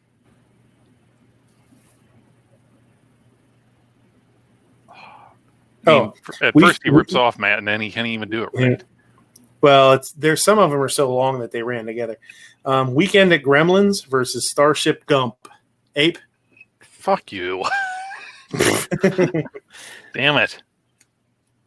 We've got gremlins using a corpse as a meat suit. Mm-hmm. And we've got Gump and Bubba telling them, well, you can make yourself brain bug soup, brain bug shish kebab, brain bug salad bang, fried brain bug. That's about it.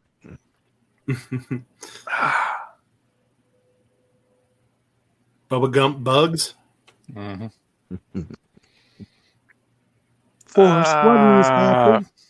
You got Damn. bit, Bubba. Starship Gump. Starship Gump. Glimtech, Starship Gump versus Weekend at Gremlins. The Gump. It's Gump. He's Gump. George? Gump. Moo? We got boiled bugs, French fried bugs, garlic bugs. Bug Scampy. Gump. Guns and Barbecue?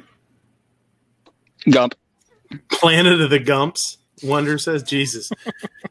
They did that movie. It's called, they did that movie. It's called Idiocracy, right? Hey now. All right. Silence of Mrs. Doubtfire Oh, this is a tough. This is my hardest one here, for sure. Silence of Mrs. Doubtfire versus My Big Fat Greek Texas Chainsaw Massacre. Oh man, Ouch. that's gonna be hard. Man, I got to make a choice. Yeah, welcome to the club, buddy. Desperately seeking Truman. Yeah, there you go. Silence of Mrs. Doubtfire. The Silence of Mrs. Doubtfire. Versus My Big Fat Greek Texas Chainsaw Massacre. Pee Wee's Big Lebowski. I gotta go. Pee Wee's Big Lebowski. I gotta go with Texas Chainsaw. Guns and Barbecue. Doubtfire. Doubtfire. Moo. I'll make a leather mask out of that big Greek ass. Wow. I only have one air hole.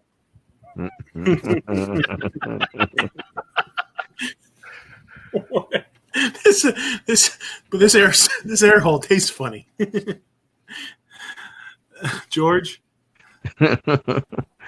Oh, the massacre.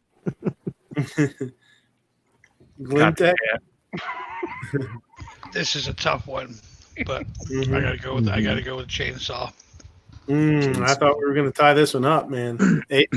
Chainsaw wins it.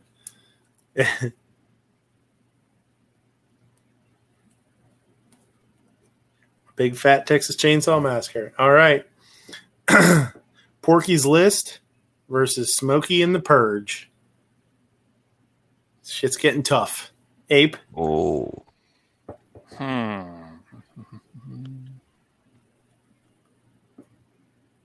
Yeah, Smokey and the Purge. Glimtech. Same. Smoking the Purge. George. Smokey and the Purge. Ape. No. Moo. One of you animals. Daddy, my hat flew off. Get in the car, Junior. Hope your goddamn head was in it.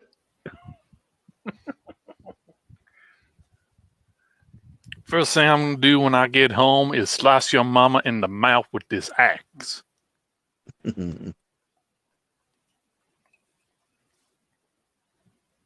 Oh, did he freeze?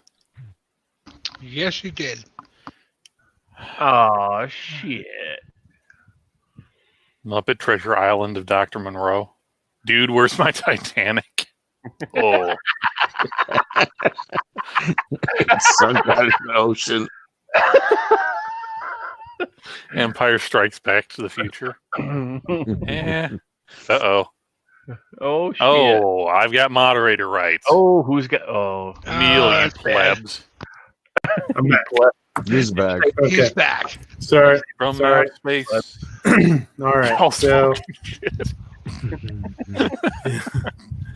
The Empire Strikes Back to the Future. There you go. That's a good one. Don't tell mom the babysitter's living dead. That's a good one. I like that one. Nice. Very nice. We might have to have a You know second what? one. You were trying. Yeah, we could do a second one. We can do another one next week. We could put the winner of this one in against the other ones. You were trying to put one up against Debbie Does Dallas. That's a good one. Don't tell mom the babysitter did Dallas. Candy scrapers. So the Smokey and the Purge won that was one. my Willie.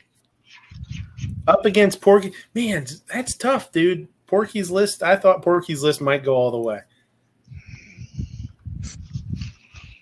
Got enough wool to knit a sweater. Remember that from Porky's? Miss Ballbricker. Porky's is a very educational film Oh, yeah, for sure. for a Especially if young there's that hole- dude. the hole in the shower. Yeah. No, that's where they said it. He looked out into the shower. And he's like, "There's enough wool to knit a sweater." I was like, what? Whoa, shit. That's in the 80s. I was pretty young when that one came out. Yeah. Remember, Educational. if you watch 2.5 Men, it was like, what was that? Dr. Melnick. He goes, "So Charlie, I'm back in the single scene. Whatever happened to pubic hair?" Supersize something about Mary. There you go. So Starship Gump versus My Big Fat Greek Texas Chainsaw Massacre. Ape.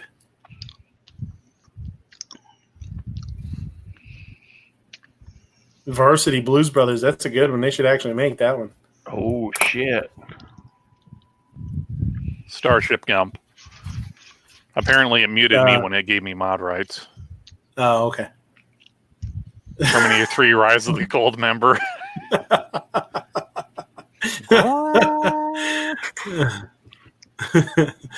Whoa. I love gold and killing humanity. Guns and Barbecue. Starship Gump. My Big Fat Greek Texas Chainsaw Massacre. Gump. He's Gump. He's Gump. He's Gump. He might be inbred. Glimtech. What's the Gump? George. Starship Gump. That's all I have to say about that. Moo. A chainsaw. I'm still wearing the mask. Yeah, that's a your ass mask. Can't tell the difference. The only difference is the only difference is Moo just looks more surprised. He's like, I wear that to the gas station. yeah. Terminator 2, Bueller's Day Off. There you go. Ozark, MBFGTCM, real classic. Yeah, I'm going to have to go with that too, but Starship Gump wins that one. Okay, boy, this is a tough one.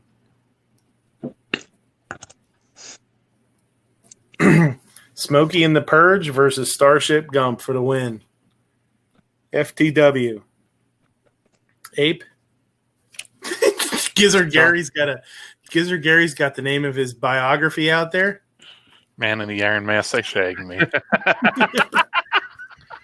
A Gizzard Gary story. Right underneath. I'm going with Starship Gump. It says the full title is The Gizzard Gary Story, the man in the iron mask that shagged me. This is why I crossed the road.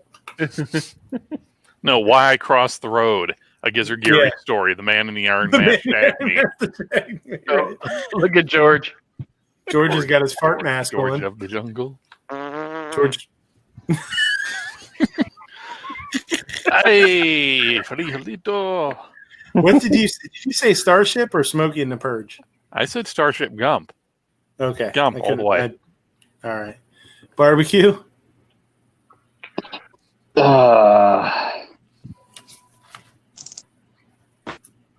I'm gonna have to go with Smoking the Purge. Mm-hmm. Like it. Glimtech. Man. Oh. Never Ending Breakfast Club. No, I got to go with the Gump. I just got to. George? I like them both, though. Gump. Yeah. Seven Wonders. The Man with the Golden Space Balls. The Hobbit on Elm Street. The Shire Strikes Back. 2 Live Moose. Smokey and the Purge or Gump? It must be a bitch getting that suit in a 64 extra fat in a 12 dwarf. Smokey and the Purge. And you know what's funny? We got all the way down to the end, and we got a tie. So we're gonna have to go to the chat for the tiebreaker. It's perfect. Okay, hold on. Go to the chat. It's either Smokey or nothing. It's So you want Smokey and the Purge. Smokey and the Purge versus Starship Gump. Which one do you guys want to see made? Which movie would you rather see? Smokey and the Purge versus Starship Gump? Either one would be great. Lieutenant Dan, they got no legs and they're still trying to kill us. There's nobody in the chat. Yeah, nobody cares. Pew Pew Park is still going. They're like, what are you talking about? Yeah. Which movie do you guys want to see? Smokey and the Purge versus Starship Gump? This is how it happened. Gump, guys. Choose Gump. Choose Gump. Starship and the Bandit. Yeah, Gone with the Avengers. They're just gonna write in Gizzard Gary's movie and have that one. Gump. Smokey. Color That's Purple Rain. 2-1. Another one for Smokey. Another one for Starship Gump. Another one for Purge. Guy that comment says Starship Gump. This might have to go to a coin flip. Yeah, it's Smokey tied up and the again, Purge. 4-4. Smokey the Purge. Yeah, Ozark tied it up. So everything after Ozark is what's going to happen. Oh, Let's just do the next comment. That's it. I wonder if my kid's still awake. He'll vote for Smokey. The Princess Black Snake. Why not force Purge? Smoking in the Gump. Smokey and the Gump. Smokey and the Purge. You Where's guys my can't Gran follow Torino? directions at all. Smokey and the Purge just pulled ahead by 1. I like Smoking in the Gump. Smokey and the Gump. Yesterday I could not spell truck driver, and today I is one. Today I be Is one. Oh, Jesus Christ. All right, we're gonna. Another Smokey. Yeah, I think we're gonna. Five, stop it. 4, 3, 2. Oh shit! Now it's tied up again. Pew pew, you piece of garbage, you. Now what do we do? Now it's tied up even with the You chat. piece of garbage. Oh. Seriously? Well, Potentially call just people? gotta make both of them then, or carry both of them over till next week. Oh, Yeah. there you go. Yeah, there you go. Dances with the postman. Okay, so that's what we'll do. We'll carry them both up. We'll carry them both the next week. We'll do it. We'll do another one next week. So, we'll if anybody has any. What were some more that I'll add? I'll Full Metal Jackass. Oh, Full yeah. Metal Jackass. That's a good one. Dances with Gump. Men in Bambi. Guy that comments. Seriously. Gross. Snake Takes Manhattan. Even Seven Wonders is like, God, holy crap. Holy shit. Garbage. Excuse me, I'm not from New Jersey. I never said that you were from New Jersey. No, but speaking of New Jersey, yeah, saving Cousin Vinny. I kind of like to see Dances with Gump just because you could have Forrest Gump be like, so today some redskin fellas had visited me looking for some buffalo. I told them I didn't see them, but you never know what you're going to get. And then I had on the list that we didn't put on there, I had Fried Green Aliens. That was pretty funny. Gump with the Wind. Full Metal Willie. Oh, yeah. Can we just make a full list that is just everything combined with Forrest Gump? Mm-hmm. Gumpatar. Dances with Gump. Gump with the Wind. While Jenny, Private Frankenstein. I in fact don't give a damn. Did you say Charlie's Gump. The Wind? Yeah, what can we combine with like Young Frankenstein? The Note Gump? Young Frankenstein's Big Day Out.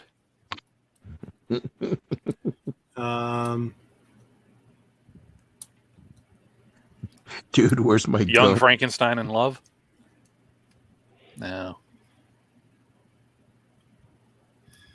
Dances with Gump. Encino Gump. Encino Gump? Yeah. Gump Father. Gump Brother. Part 2, 3, 4, 5. Passion of the Gump. Oh. Passion. Ew. That was already in that movie. That's how they got little baby Gump. I was going to say, that's the same movie. Gump with the Wild. Gump with the Wild is hilarious.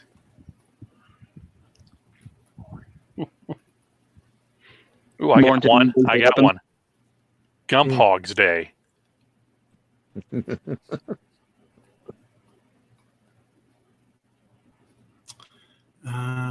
Gump with the wind. Passion of the Gump. Wild Gump. Dude, Seven Wonder says, dude, where's my Willie? 7, ask your wife, and if she doesn't know, ask one of your cats. They probably have it. Wee. Oh, yeah, you could do some funny ones with the Bill and Ted's Excellent Adventure. You might have been out or getting booted when 7 or someone came up with it. It was, dude, where's my Titanic?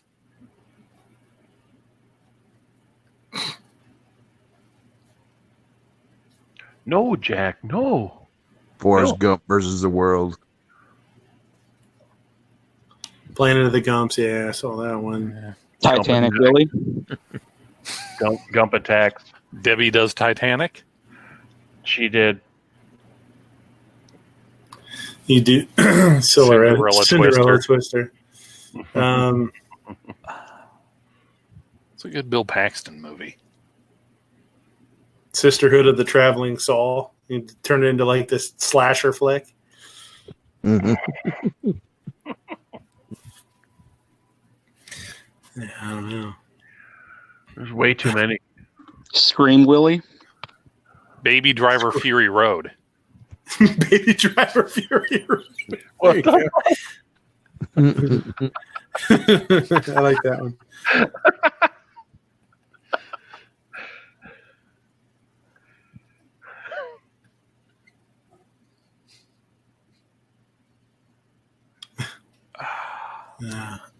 Gump the Vampire Slayer. Oh, wait, there was already a Blue Missed Brothers that one. 2000. Gump with the wind. Yeah, Gump with the Wind.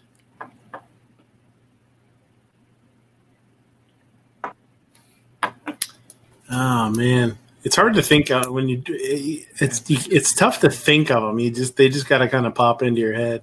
Dude, You where's gotta, my look at your Heartbreak Village? DVD collection and mix them up. Yeah, The Good, the Bad, and the Gump. Jurassic Gump. he's a big. Tom Hanks plays a big giant dinosaur, chewing on people. Actually, I think a better one might be 3 Mules for Sister Gump.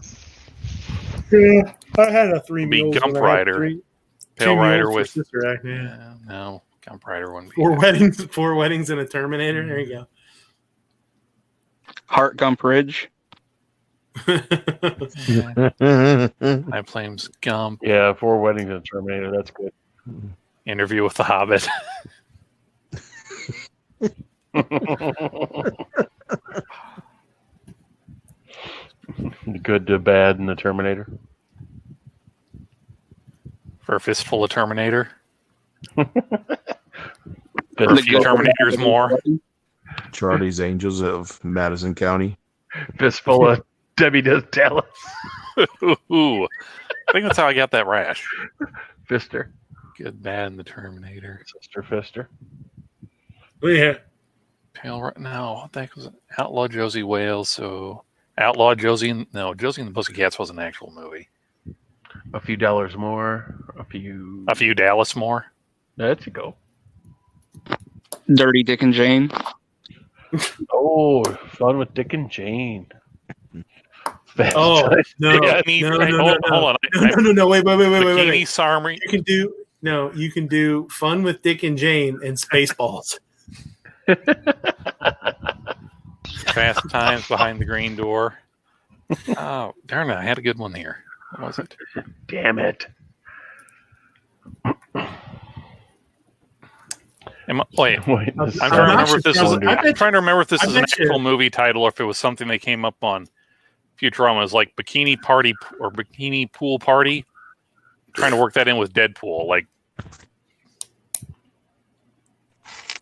oh no, Deadpool v Deadpool. Ryan Reynolds Deadpool versus the Bikini Deadpool Party. Gumpzilla. Gumpzilla. Oh no.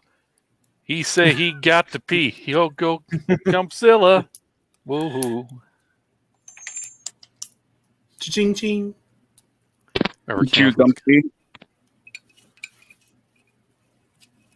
Silence of the Gump. Snow White. Stop or my gump will shoot. Yeah. Space Gump. Gump Wars. Gump Trek. Gump balls. I don't know. Gump balls. Gump balls. Ice Pirates of the Caribbean. There you go. Space Pirates of the Caribbean. Mm-hmm. Maybe Space Pirates. Gump in the Hood. There you go. Man with the Golden Willie. Blazing Batman. Killer Gumps from outer space. Fast Times with Miss Daisy. I bet you did. No.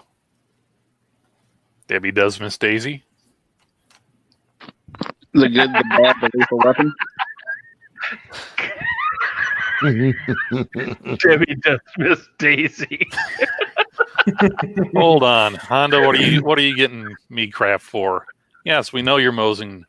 You're rescued and formerly abused and under witness protection. Mosin is going up for giveaway. I don't have anything snarky to say about it.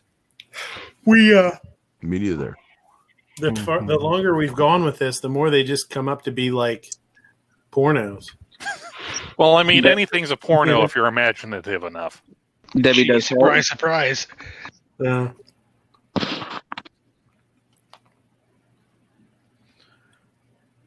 Oh, let's see. Batman Does Dallas. But you live in the most perverted state of the country. Come on. Batman Does Dallas is straight out of Gizzard's VCR. Oh no, he's got a Betamax of that. One of those laser discs. You know, the ones you had to Those flip laser discs are over. actually pretty cool. Laser disc, yeah. They were. When you paused that on the nipple, it was clear. M. Gabriel is saying, what is this? Crossover movies you want to see? Exactly. We Yep. basically, the other day we were playing around with it.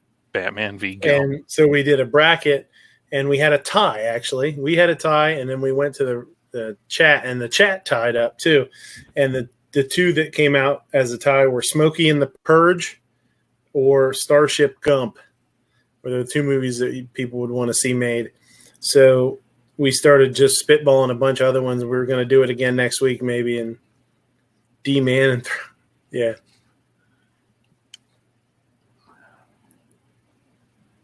Spaceballs and Robin. Willy Wonka and the Living Dead. There you go.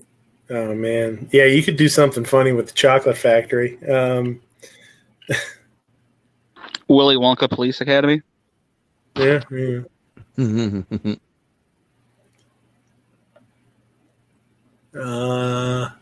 Yeah, I don't know. It's tough. It's tough to come up with. Yeah. All right, then maybe some more will pop up. If any of them pop up, we'll write them down. Mad Max and the Chocolate Factory or something like that.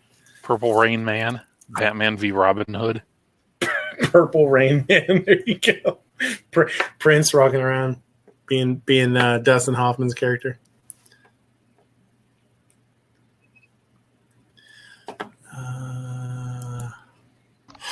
Wonka Does Dallas. Blazing Gumps. Yeah. There you go. Chat. Next time you're in Yankees chat, ask them, hey, have you heard about this Purple Rain Man movie? Yeah. It's supposed to be about the life of the musician known as Prince. Oh, yeah, he'll get all wound up if you make fun of Prince, man. He'll get all fucking hot and bothered. Silence of the Gump. It's like a box of chocolates, Clarence with sunflower beans and nice Kelly.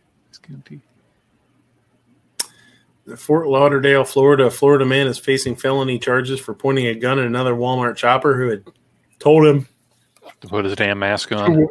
to wear a mask. Yeah. Florida man. Gumps of Florida Arabia. man, at it again. Gump of Arabia. Well, you see where Walmart and Home Depot both announced that they won't be enforcing their mask policies anymore because of the violence that they're getting, the violent feedback that they're getting. Really? Because Really?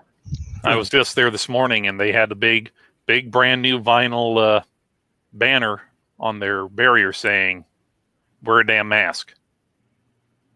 Well, like I said, all you got to do is go in and go, okay, well, I'm medically exempt. Have a nice day. Yeah, our governor, like last week, put in an executive order that was supposed to go into effect. I don't remember if it was Saturday or Sunday, and on the news they took right from the website the different Q&As. Number 2 on there was, if I see somebody not wearing a mask, should I say something? And they're in big bold letters. They said, no, do not confront them. Go about your business and try and keep your distance. The man who pulled a gun during a verbal altercation at Walmart has been arrested for aggravated assault with a deadly weapon and improper exhibition of a firearm. It says, welcome to Beep. This is from the Palm Beach County Sheriff's Office. Welcome to PBC jail, son. Let this be a lesson. It could have ended badly. Could have ended badly. What a douche. Jackass. Don't be a gump in South Central while drinking your gin and juice. Yeah, there you go. Zombie Gump. Freddy and the Cruisers. Yeah. So, I tagged Transformers: The Revenge of Mrs. Doubtfire. Ooh, that's clever. Goodwill Gumping. And Gumping. Ugh. Gump another day. We're just coming up with Forrest Gump puns now. Yeah, I was going to say the new bracket has no gumps in it. Yeah. It's all gumps. Mm-hmm. Did you hear the Lambs queries? I think you need to go back to Greenbow, Alabama. Ape, I tagged you something in Instagram about the dude's cell phone. Did you see that? No, not yet. I've been kind of trying to figure out how this trigger goes back together. You know what? I don't. There's. You know what? There's no sound, so don't worry about it. Sound? I can do it. You sure? Because I've already got it pulled up. Oh no, wait. Go on. It doesn't matter. Go on. Oh, Chuck Norris died. Never mind. Nah. Sound of Spinal Tap. Yeah. Phone explodes in his pocket. Ooh. Yeah. Yeah, this shit's crazy. You got it? Yeah, I'll pull it up. Gump Rising, Gump's List. Must have been a Samsung. I don't know what it was. But check this shit out. Ha ha ha. Damn. Yeah, watch this. Can you guys see my screen? Yeah. Yeah, we can click on you to make sure that you're presenting. Okay, yeah, Yep. you're presenting. Check this shit out. Watch this. Dude just sitting there. That thing goes fucking bananas in his pocket. Look at that thing. It's like liquid magma.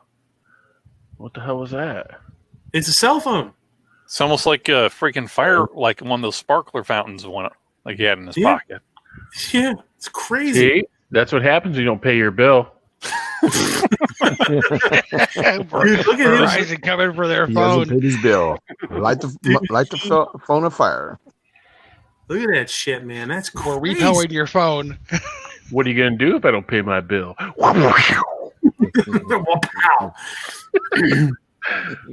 like that woman comes with her hands up. She's like, hands up, don't What shoot. the fuck? She's like, winner. It's the like, fuck you pay your doing? bill. Or what? But what's crazy is look at, even when it's on the floor out of his pocket, look how red hot it is. Well, yeah, it's all the lithium salt in there. It's still molten. Yeah. Yeah, the battery. Holy It's crazy. He should Goes, rob "My that thing pictures." now.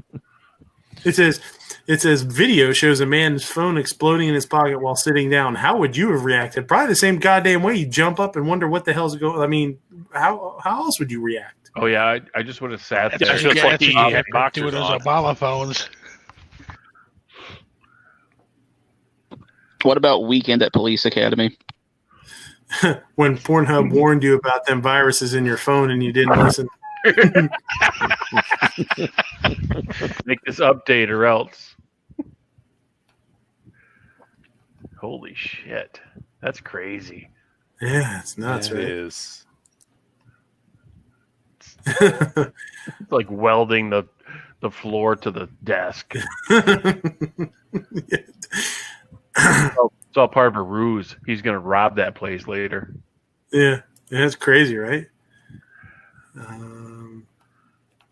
Rob it with a cell phone. It's going to blow up in like half a minute. Ooh, nice haircut. Yeah. Sorry, Scotsman. There's some scumbag.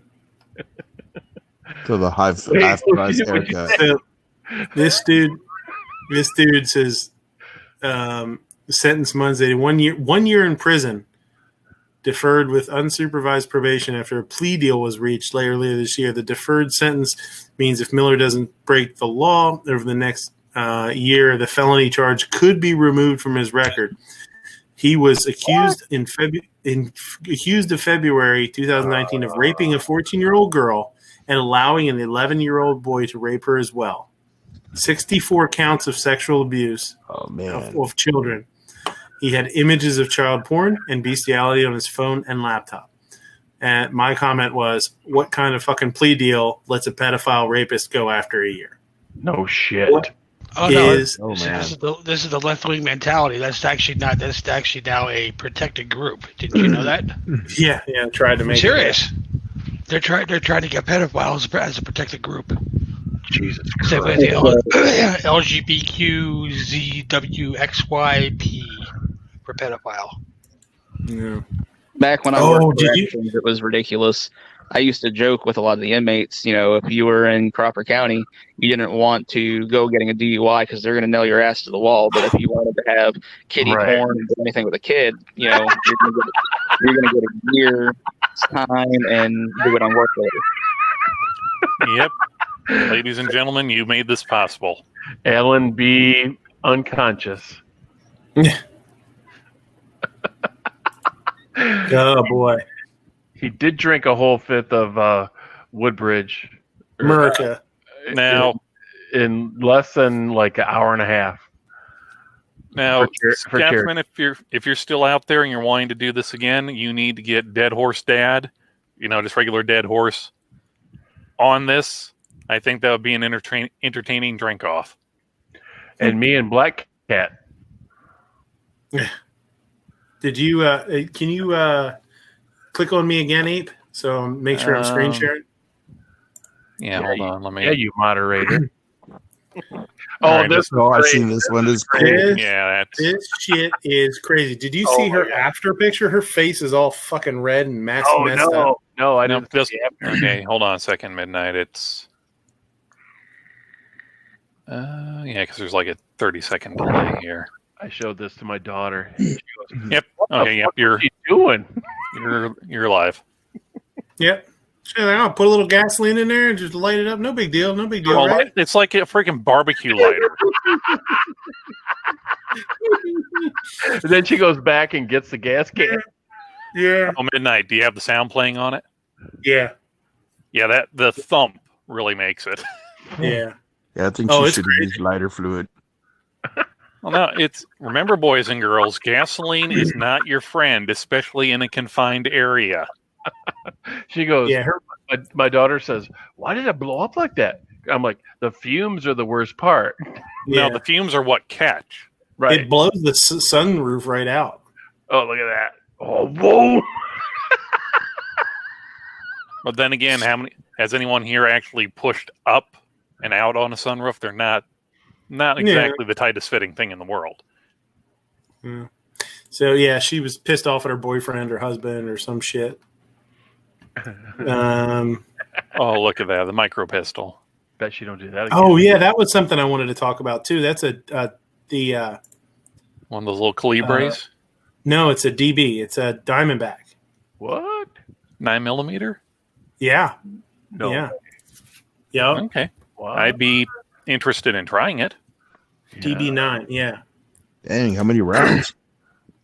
I think it's like 9 or 7. Might be 7. I can't remember. One of those odd numbers. Yeah, so it'd be either like a little single stack or one of those little semi-single stacks. Shit. Nah, that's a pocket pistol. Gun broker, add to cart. Couldn't hear anything about the county jail from Lou's laughter. Yeah, they're quiet behind me. And 6 plus 1, 11 ounces. Damn, that's cool. Oh, that's lighter than than Yeah. even the super ultralight 38. 3-inch barrel. It's still got a 3-inch barrel. Adjustable rear sight. 4 1/4 inches between the sights. To me, this looks kind of like a combination of a Glock, a Springfield, and a Bodyguard 380. Well, yeah. Because, I mean, you've got kind of like the real squarish Glock top. You got what looks like missing a grip zone stamping right in the grip there. Then you got the big beaver tail of the Bodyguard. Defense Dad says, did they make it in 300 blackout and make your mom in 300 blackout? What? Ooh. Oh. Too soon. Too soon. Pow, pow. That's probably Plinkster's hand there, though. Yeah. Why is it telling me getting weird notifications when I try and go on Diamondback's website? But anyway, yeah, so that's the Generation 4 Diamondback 9. Tiny. I'd love to shoot one just to see how it shoots. And this one has one of those weird clips on it, you know what I mean? So you could pocket carry it. And the grip clip. Yeah, which to me seems really scary with a single action striker fired, you know what I mean? Know what I mean, Vern? I mean, I don't know. Like, it's not like you could carry it. You can't carry it like that chambered. You put a hole in your damn leg in like a week, you know? You'd be bleeding all over the place. Hey, what was that from? You know what I mean, Vern? It's Ernest P. Worrell, Jim Varney's character. Yeah. Oh, as a matter of fact, it's either Netflix or Amazon. Just type in Ernest or whatever. They've got like 2 or 3 compilations of all the different commercials he did as Ernest. Yep, you know what I mean, Vern? You know what I mean? Know what I mean, Vern? Wow, this You here make the sun drop face. is just the absolute refreshest thing to have there on a good day. It's only got 32 calories and a whole ounce of real fruit juice flavor. What's Oh, that wait, face? you mean you want one? What's that face, George? Know what I mean, Vern? Ernest goes the Gump.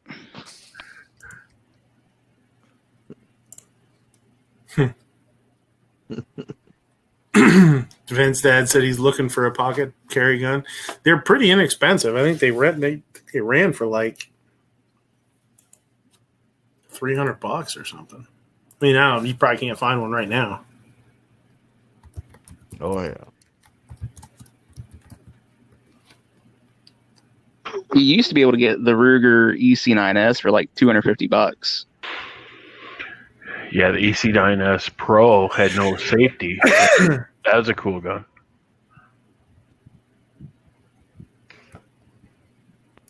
I don't understand. I've never seen this before. I try and go to diamondbackfirearms.com. It says your connection is not private. Attackers might be trying to steal your blah, blah, blah, blah, blah. It's super weird. I don't know why it says that just for them. I don't know, what antivirus do you have on your computer? I forget. Indiana Jones and 101 Dalmatians? I don't know about that. I don't know about that.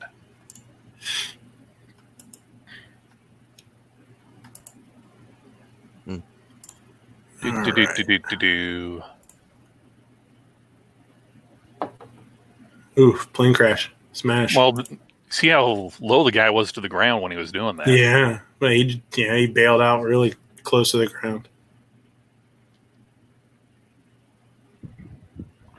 Yeah, he's fired. Almost was. Oh, you didn't die? Oh, well, then you can go home. Go home. Ooh. Ooh, look at that. All right. Smith & Wesson rep, who I know is listening to this, reintroduce the Night Guard series. Do it. Mm-hmm. Do it. .357 Magnum 8-shot and a .44 Special. Damn. That's a kick-ass gun. They were Defense like Dad says, I'm looking at the P238, but it costs as much as the VP9. Yeah, the P238 and P938 are not super cheap guns. Even now that they've been out for a while, they're more reasonable than they were when we bought my wife's 938. They were, I want to say we paid, I don't remember what we paid for that. Over $7 for sure. And then like a month or two after we bought that one, they came down in price quite a bit. You could get them in like the $600 range. And I was like, fuck, man. We didn't overpay for it. We got a good price for it, but it was just like right after we bought it, the bottom kind of dropped out. It seemed like, I don't know why. I don't know what happened. I don't know if they just started becoming really more like widely available and they dropped the price, or I don't know what it was, but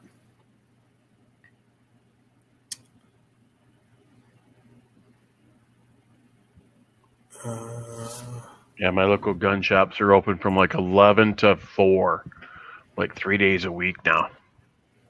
They just don't need to be open longer. They don't have they can't sell anything else and probably anywhere, right? Oh, they sell a lot of shit, but they're only taking like if you call them and say, "Yeah, I want this gun," and they'll have it ready for you when you get there. Have all their shit on. I see what you're saying. Okay. And I thought maybe it was because they just didn't have any inventory to sell, so why bother? You know? Oh no, they've got 4 guns that I saved in my inventory. I want to buy. A couple of them are 44 mags. Yeah, I wish I could get guns. They just got a whole shitload in just this week or last week.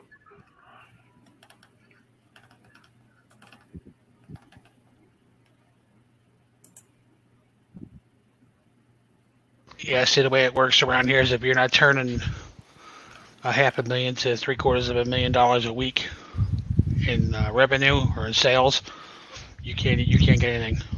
Oh shit! Yeah, I mean, I can't even get a 22. I don't think they're turning that much, but they do sell a lot. Well, that's what I'm saying. That's just around here. That's the way that's the way the distributors are working around here. Uh-huh. Oh, Glenn Peck, I took a look. That actually came from my rep. Told me that. He goes, you can put it on your list. He goes, but it has to go through roughly about 60 to 70 people before it even gets to you. And they're sucked up for that. So. Yeah, Glenn Peck, I checked that one distributor that we both use and look at. Yeah. Yeah, clicked hide out of stock. They showed something like, what is it, like 2,000 or 1,500, just as pistols as a general. Yep. Clicked hide out of stock, and they had 40. Yep. All Browning buck marks, a handful of like the super high end. Yep. Like Walther Match or the Ruger custom shop stuff, and like the, oddly enough, like 2 or 3 of the all weather Thompson Center Contenders. There for a while, I was able to. Right now, the Glock 44s, they have those in stock. Yeah, same here. Mm-hmm. But that's the thing, the Glock 44s are very unreliable, and nobody wants them, and that's why they're in stock. That's why they're there. Yeah, there's no 19s, no 26s, no 17s. Yeah. Heck, even the perpetually always on their used gun list. Police trade-in, 3rd gen, Glock 22s were, back order.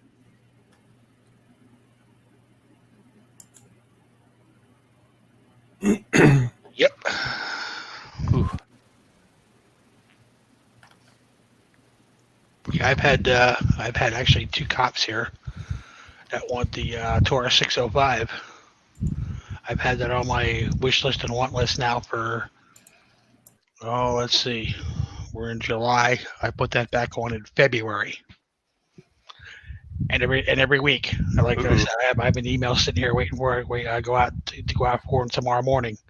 So you're going to tell me that It's been 3 months, and they've been allocated for 3 months, and nobody's picked them up. Is that the hammer? The hammer 357? Yeah, Hammer. yeah, 605. Yep. Okay. Oh yeah. Yeah, Defense Dad, I haven't been able to.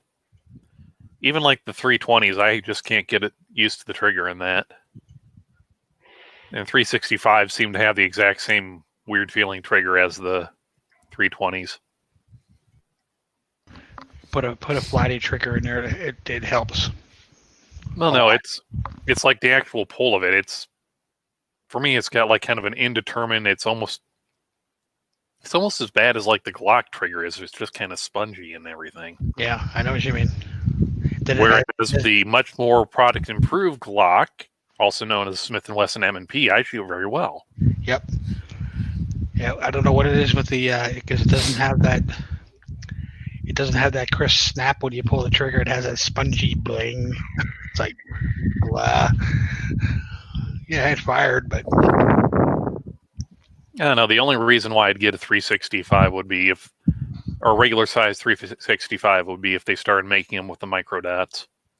And I know they do with the XLs, but actually, if I recall, didn't like a year or two ago, didn't Walther come out with their PPS M2 with a factory installed red dot on it?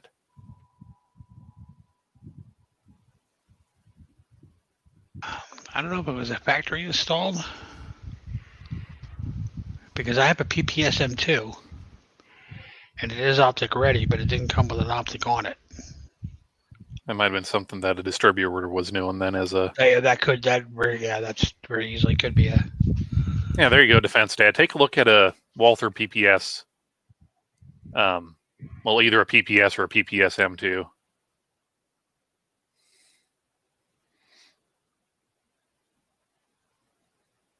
Get the M2 if you like something that fits your hand, or get the original one if you don't mind something being square and blocky, but a little more... I don't know, you build hearing in.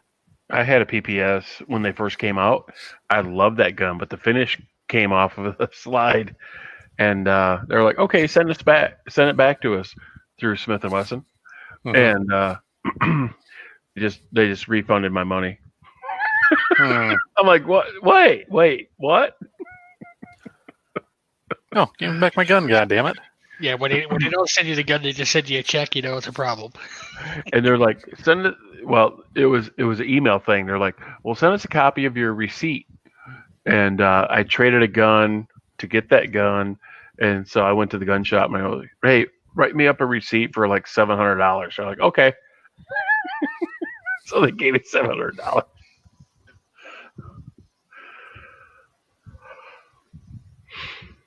But that was a cool gun. I mean, that was said 900. Yeah, no shit. Now you can get them for like what, $4? Yeah, I like them. They're like the first gen since they had the HK paddle release on them. They did, and then they made the new ones that have the regular, traditional mag. I have the M2. I have it in 5-inch. I have the hell is the Marine or the Marine one, the Mariner one, or whatever the hell it's military one with the threaded barrel. Yeah, it was a cool gun, man. I loved carrying it. The little PPS is, like I said, I like it for around here when it's when you're walking around like on the surface of the sun. it's nice, it's thin. You can literally stick that one in your pocket and never be seen, and it works out pretty well. And lately, that's what we've been doing around here, walking around the surface of the sun.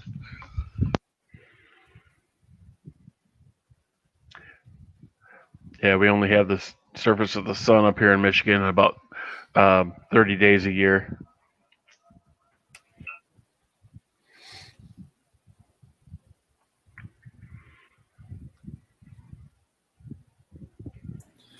Yeah. So I finally got around to taking that scope off the Howa, where I was saying I shot it in and I I buried the windage. I couldn't move it any further. Oh yeah. And I just finally today I was like, you know what? I got to get that out and look at that again. I was thinking about it the other day, and I was like, yeah, it bugs the shit out of me that happened. Because Budget had it on a rifle. I got it from him. He sent it to me. Everybody knows that. But so he shot it in and shot well for him. And so I thought, man, what the hell could be wrong? Like maybe it's the rings. So I started thinking about when I mounted the rail, the Picatinny rail, and then I mounted the rings. I was like, man, maybe when I put the ring tops on, I put the wrong ones on after I lapped it. You know what I mean? I'm like, maybe I switched them without paying attention. So I took the scope out and I actually relapped it. I thought, let me relap it and see if it fixes it. If it fixes it even a little, it fixes it, maybe it'll right itself. That didn't work. So I was like, all right, let me go buy some new rings. So I got the little guy. We got lunch while we were out anyway.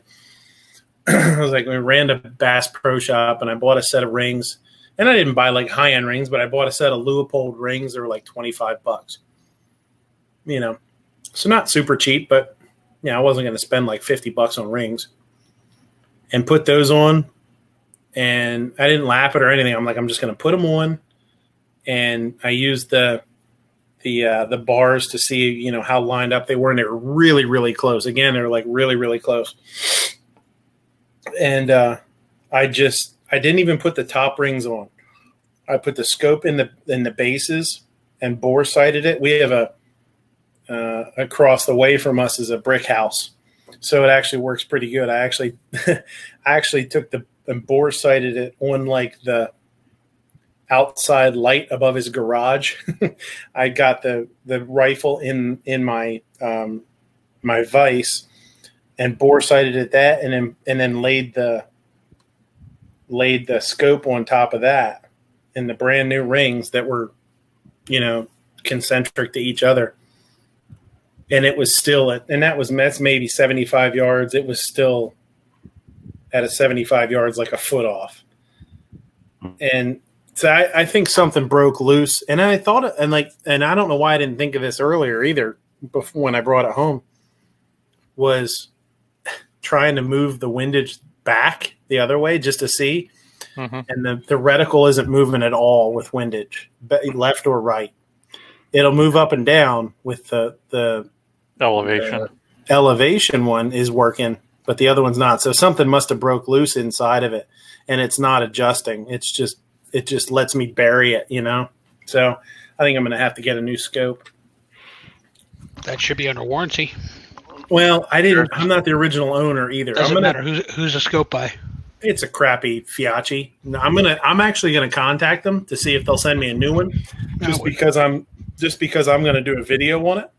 Hey, I'm a big time YouTuber. I know Edge. Yeah, right. So I'm going to call him. I'm going to talk to him, and see what happens. And if it doesn't, whatever. I'm just gonna. I actually have my eye on a Vortex. The Vortex Diamondbacks, like the 4-12 by 44, is a real nice scope. It's like $135 right now on Amazon, and it'd be perfect. It's actually what I wanted, and then I kind of fell into this one, which is awesome, and I appreciate it. But yeah, man, I was like, why didn't I think of this when I first started zeroing it in to see if the reticle was moving back the other direction after I buried it one way? You know what I mean? So once I buried it, I was like, I just gave up on it and started shooting my AR at the range, and then just kind of came home. But somewhere along the line, when I was trying to bring it in, something must have cut loose inside of it. It's a shame. Was that 300 blackout AR you were shooting? I'm sorry. I'm sorry. Yeah, that wonderful 10.5-inch barrel with the lightweight 4-round. I'm actually gonna that one that I showed you the picture of, right? I sent the fuck off coming. I'm actually gonna try and mount this on the top of that lower, and just pretend it's an upper. Pew, pew, pew, pew, pew, pew, pew. I had the same thing happen to me with a $550 Burriscope Oh, no shit. on my 338 Win Mag, which is That's a hell of a lot of rifle, yeah. $90 a box. I shot a whole box trying to sight that damn thing in, and the scope was bad. So, Yeah, my thing was, it was weird because when I part of me still has this weird doubt but I don't know what I could have done wrong. I'm like, what could I have done wrong mounting it? You know what I mean? Like, I used a good Picatinny base. There's like, how could you not put the base on right? All you got to do is screw the damn thing on. You know what I mean? Mm-hmm. Like, it's the chances of the base being off is so small. Unless it was just a poor, badly manufactured base. You know, Yeah, there's stuff that's made on Monday by a guy who's quitting on Friday while training in his replacement who just got there 2 minutes ago. Yeah, for sure there is. So, so I don't know. I'm going to I guess I'll try and get a hold of him and get another one. Part of me wants to just cut my losses and just buy the scope I want. You know what I mean? Yeah, it's just worth a phone call. Yeah. There's White Claw. Their White Claw taste test edited for tomorrow. I think that's that fancy. That's that new flavored hard seltzer that they've been pimping out. Mm-hmm. You know, Midnight, if you need a receipt, you just tell them my dog ate it. Yeah, it's simple. You just, this is 21st century here. It's not hard for someone to make up a receipt. Oh, it's edgesportinggoods.ru. Well, it's up to them. Like, be 100% honest. I'll tell them. I'm like, yeah, I had a guy let me have it, and I'm gonna do a video on it. I'm gonna do a video I'm gonna do a good video or a bad video. You want to send me another one and have it try again for a good video? You know, I've seen one or two other videos of guys that the same thing has happened to them. They've just run out of adjustment. So something's not, obviously not copacetic. Yeah, it happens. It happens. Shit gets manufactured wrong. It's just super weird that if I would have got it brand new and this would have happened, it wouldn't be as weird as had Budget had it, used it, and sent it to me, and now it's weird. So it must have just, it just didn't hold up. He shot it and it was fine, and something might have come loose. And when I went to adjust it, it just, something's jacked up inside. He might not even realize that he sighted it in, it was fine. And then, somewhere along shooting it, something probably broke. Yeah. or FedEx or UPS had it, and they took it out and tried to, it didn't work for them. So they put it back in the box. Yeah. It was packaged. Yeah, it was packaged really well too. So I don't think it happened. Yeah, those guys that were arrested. We don't want to go. Yeah, they're like, this thing's only like $50. This is cheap. In the trash. They gave it a boot. Did they have a 2A rally in Pennsylvania today? No, not that I know of. Okay, now it's somebody posted something on Facebook about Pennsylvania. So one guy going somewhere to something today because he had 10 handguns in the center console. It's like, okay. Not that I know of. That's not to say that there wasn't some in, it could have been some city somewhere, who knows, but not that I had heard. Yeah, if there was one around here, I'd have went to it. I think I've seen that meme. It's like, how libertarian am I? And it's, 20 guns stuffed into a cup holder. And one mommy and daddy toy stuffed in there if you look close enough. Yeah.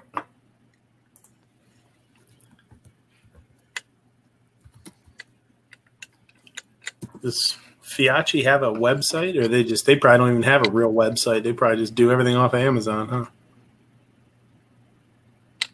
think that's If you want to spend a boatload of money on a scope, there, Midnight, I have one for sale. Yeah, how about $50? Is $50 a boatload? Is it that night farce? Night farce. Night snark. Athlon Aries. I can't see the crosshair. That's what Pickle has. Yeah, it's an awesome scope, but it's a field sport. Yeah, I would. I'd do it if I wasn't broke for sure. Yeah, I've heard those are good. Yeah, I'd say the glass is awesome. It's just with my eyes, the crosshairs are too fine. Yeah. I tried the illuminated reticle, and it's just not bright enough for me. Yeah, this has an illuminated reticle too, and it works really good. This glass isn't, the glass in it isn't anything to write home about.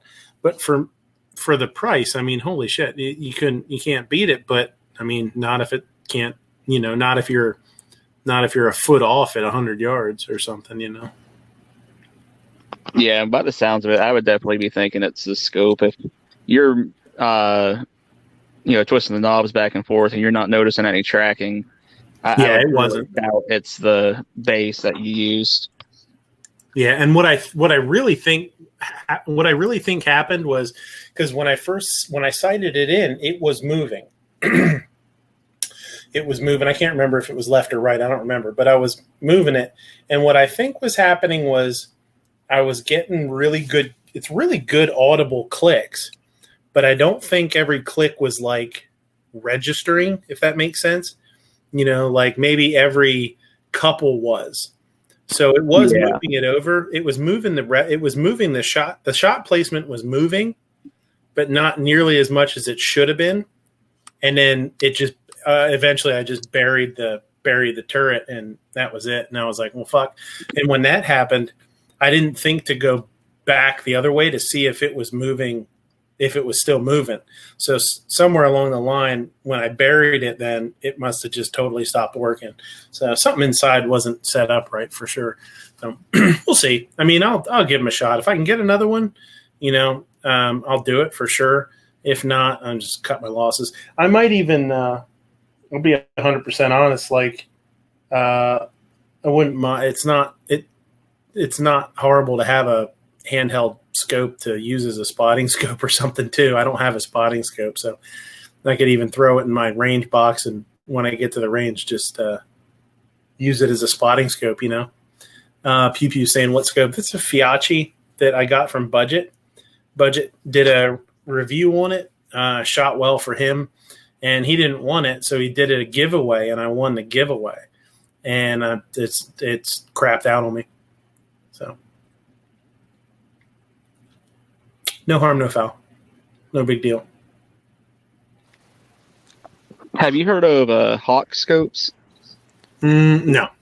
I've heard the name. They've got one that's like $100, and it's supposed to be absolutely awesome. Yeah, 3x9 by 50. I'm sitting here looking at it right now. Yep. The Hawk Sport HDAO. Another one to look at might be Lucid Optics. I've heard good things about them for being a value line. I'll tell you what, it gets this Hawk Sport gets some pretty decent reviews. Yeah. Surprisingly enough. Yeah, okay. And how many of the reviewers are Optics Hunan 1, Optics Hunan 2? Yeah.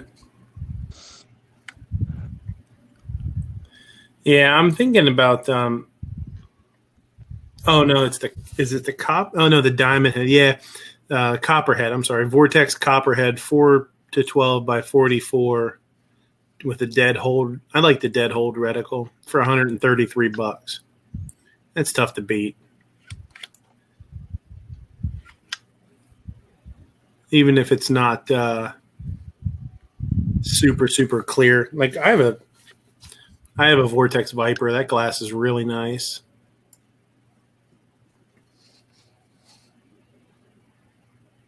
Then they have the Crossfire 2, 6-18. I don't know what I'll do. I'll probably end up buying one of these. I don't know. I'm already wanting sucks. I want to get that upper too. Well, the second you spend the money on it, that upper is going to come in stock. Oh, that's in stock. There's one in. It's the light version, which is $450. I was hoping for the one that wasn't the light because it was $400 even. It's just a lot of money right now. You're going for I'm assuming it's going to be a 300 blackout. I'm assuming it's going to be a pistol upper. Yeah, 10.5 inch. They have the 10.5 inch with the flash can on it, and it comes with the backup sights. Are you doing the rear charger or a side charger? Rear charge. I want to be able to interchange it with the bolt and charging handle and stuff for my rifle, just so I can do that. Well, the bolt you can't change the charging handle. Bolts are the same. The charging handle is different? Why would the charging handle be different? Between a side charger and a rear charger. No, just the regular. Oh, no. That's why I'm saying that's why I want a rear charger, because I want to be able to have those parts interchangeable if possible. I'm just saying the only thing that you wouldn't be able to change on the side charger would be the actual charging handle. But okay. I see what you're saying. It depends on how they're doing the side charger, though. Side chargers are the same. Huh, really? I didn't know that. Huh. So I got a question here for you guys. Yeah, go ahead. Mm-hmm. I've got to get 3 AR uppers still because each of my kids, well, the youngest, he doesn't say anything yet, but figure while I'm making 2 for the other 2, I better make him 1 too. So I got to get 3 AR uppers to finish their uppers. And I'm kind of in the dilemma where I'm like, if we weren't in this shortage right now, the prices would be like $100 cheaper, things like that. Mm-hmm. So do I sit and wait for the prices to come down? But I don't think they're going to come down before November. And if Biden gets elected, I just see things going even worse. So do I get them now, or do I take the gamble and see if Trump wins in November? Yeah, I don't know. It's tough.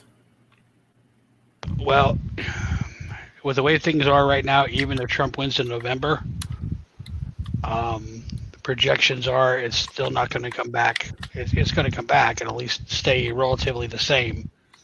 It's not going to skyrocket, but you're probably looking at, I'm going to say, being very conservative about it before you see any kind of price drops. You're not going to see anything until summer or fall of next year. Yeah, if Trump won, I have no problem waiting. It's not like the kids are gonna die waiting for me to build these. It's just I'm kind of wondering, do I take that gamble or not, or to just spend the extra money now and just say screw it? Well, that's what I'm trying to say, because right now, what you're going to spend now, you're going to, even if Trump stays in office, you're still going to wind up spending the same until mid next year, till late next year, probably, until things settle down. Because things are so shorthanded right now. Yeah, it's taking a while to come down. Yeah, but until all these riots are over and all this stuff settles down, and it's about 3 or 4 months into it after everything's all nice and quiet again, and then all these new gun owners that went out and bought all their new guns decided that, okay, well, I don't need this anymore. I need the money instead, because we've been out of work from COVID for all this time. And the used gun hits the markets and everything takes a nosedive.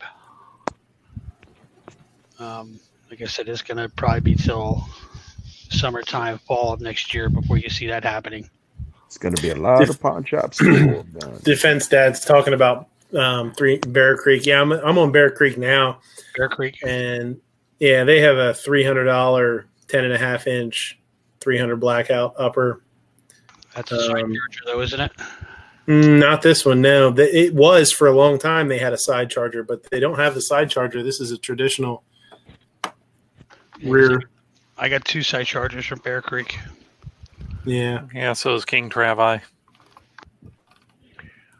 Well, he sold one of them. He sold his 8.5 inch or 7.5 inch or whatever to Travis T. My 450 Bushmaster Bear Creek runs great. Yeah. I like the idea of the flash hider on the, or not the flash hider, the can. Yeah, the flash can on the PSA. That's the, and you know, Cat. yeah. Man, the only one I've got a flash can on is the 7.5 inch 5.56, and my 7 inch 300 blackout just has a regular bird cage on it. And I don't. It's not 300 blackout isn't as high a pressure cartridge as 223 or 5.56, because mostly what they're using for loading it is Magnum pistol powders. Pew Pew Park is asking if we've heard of Nico Sterling. No, I have not. Heard the name Nico, but in regards to a sour kind of beer. A lot of the Howa rifles that you buy from the factory with a scope on it and everything come with the Nico Sterlings on them. They're actually not a bad scope from all the ones that I've dealt with. I think that's why he's asking, because he bought a Howa and he was talking about the scope on his rifle up there. So that's probably why he's asking. But I mean, I don't know anything about them, but if it's a like a house brand, yeah, that's what I was going to say. If it's like it might even be made by somebody else. I would Google. Let's look it up. Let's see what it says.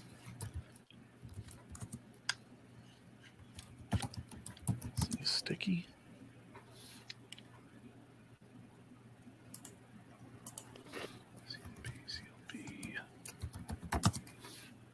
It says, I'm going to Google who makes Nico Sterling scopes. They are their own Sterling Scope Company in Tokyo, Japan. Export Nico Sterling rifle scopes to Europe, Africa, and Australia. They misspelled it. Australasia, it says.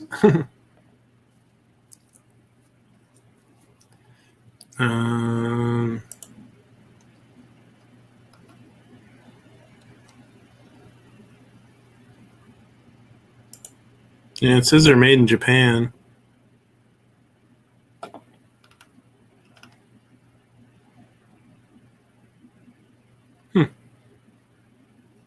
There's a lot of information on them. It's not they are their own company.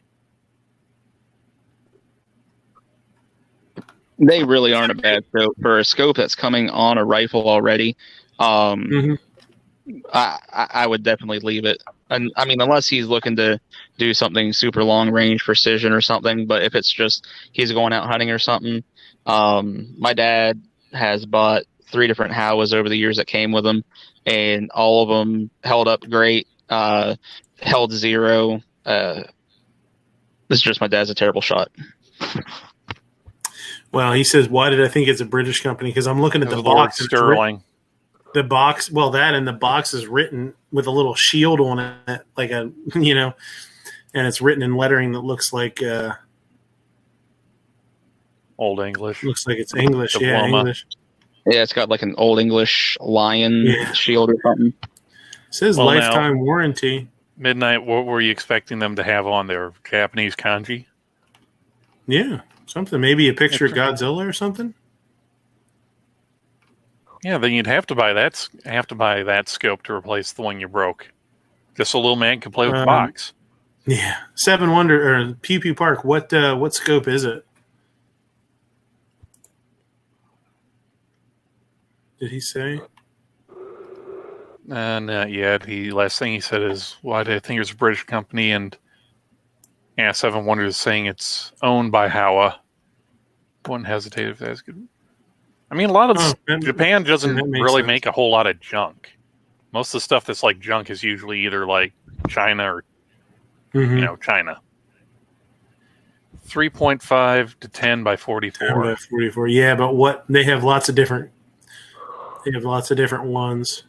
And they'll probably look at whatever if you can sort by like magnification power or by objective size. then it should be able to say like, oh, here is our Sterling bronze line, or here's our Sterling silver line, or Sterling lion. I don't think it's going to give me that. It doesn't look like it's giving me that option. Okay, the comments didn't know that How is from Japan. Yeah. And also, guy that comments, you'll also know. Might be hold on, maybe know that. Go ahead. 3. I'm sorry, no, I got 3.5 to 10. Let me see if there's a 2.5 to 10. And it could just be something that they make exclusively for selling with the rifles. Yeah. Oh, that's true. Yeah, it might be. But that's so weird that they would do that, though. Not really. I mean, it's like, oh, hey, this is stuff we're bundling together, so either it's be a little bit better, or you don't be quite as bad on it, or this is the stuff we're selling. Make sure it's extra nice. I've heard of people actually just going out and buying Nico Sterling scopes. I'm not sure where they're doing it from, if it's Amazon or what. Oh, anyway, he says he doesn't. Yeah, he says he doesn't think he saw it. Box says Game King. Okay, yeah, Game King was one of them here. And guy comments all the Browning over and under shotguns and all of the Winchester reissue of rifles and that are all made in Moroku, Japan. And even Japanese products made in other countries are scrutinized by a Japanese company. They're very serious about their reputation. Yep. Yeah. I was going to say. Yeah, the game. It's not on here. Spyderco's the same way. A lot of their knives, a lot of their steel comes from Japan. Yeah, it's not on here. They get it really must be upset. only for rifles. Really upset if it's not up to their exacting standards. Yes, very, very upset. Well, yeah, I mean, it's fair enough. I mean, it'd be like if Midnight orders in some food or is packaging lunches and that, and the scallops or the leeks and the scallions he orders are like horrible, it reflects badly upon him. It's not like, oh yeah, well, it's not like, oh well, the stuff we got from the foundry, they had like a 0.4% excess in phosphorus in the steel. But it's Japanese, okay with me. PP Park, he said, HAL 1500 does not come with an external mag, but it's Japanese, so it does. But yeah, you can put an external mag kit on there. They do. Yeah, you can get chassis for them. Well, no, you don't even need to do that. You can get a kit that it's the same. The one for the Howa also fits the Weatherby Vanguard. Because I was looking at Weatherby Vanguards a few years back before I bought my Savage, and if the Weatherby Vanguard and the Howa are pretty much Howa 1500 are pretty much the same rifle, and you can actually get the kits so that they have an external mag instead of the internal mag. Well, my question here for Pew Pew Park and for you is, well, mostly for Pew Pew. If it's an internal mag, is it a blind mag, or does it have the floor, or do all the Howas come with that floor plate that trap door? Mm-hmm. They have a floor plate that you can pop it open and dump the rounds out if you have to. Okay, because I know some companies on their budget line, it's a blind mag. It's cheaper for us to produce the stocks that way. Yeah, no, they're they just and the Vanguards are the same way. It's literally the same kit. Like if you go and look, I mean, it was a few years ago, and if you go and you put I forget what it's called. I guess it's just called the external mag kit or whatever. It'll fit both of those. I don't think it was all that much either.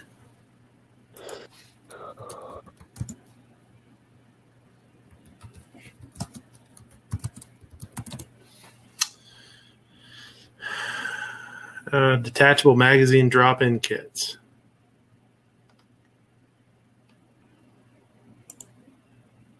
Cool. This is from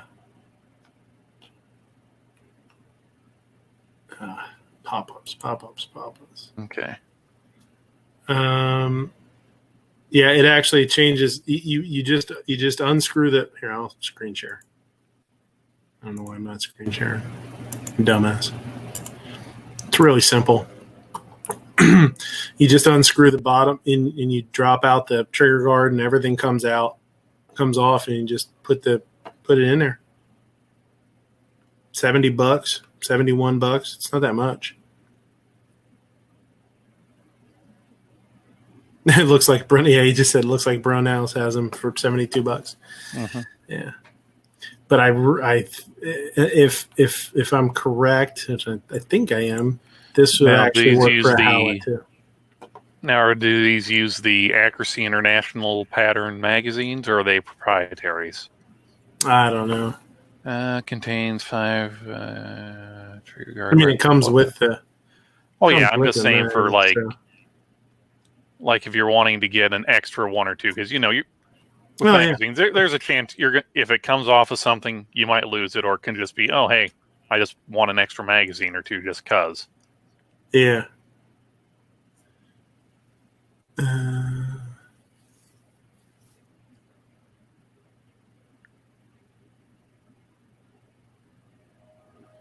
Yeah. The Ammo Boost magazine dropping kit, Legacy Sports who does a lot of the stuff for Howa. I don't know if they do all the stuff, but my Howa 1500 is a Legacy series. It has the Hogue overmold, the Hogue rubber stock and stuff, which is pretty cool.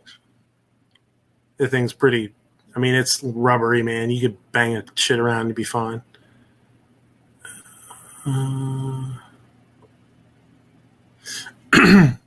Yeah, man. I mean, for $70, that's not bad at all. If it comes with the mag, I mean, mags are pretty pricey. But if you go to Legacy Sports,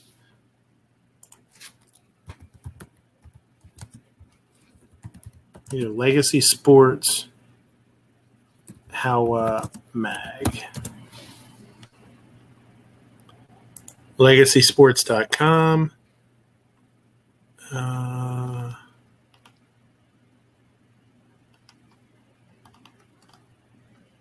There's the kits. You got to be able to buy more of the mags for sure. I mean, it would make, unless they are the mags that fit something else. No, I'm on LegacySports.com. No, your screen. Oh yeah. Oh yeah. I see what you're saying. Oh. Yeah, just copy the. Yeah. I say just copy the address.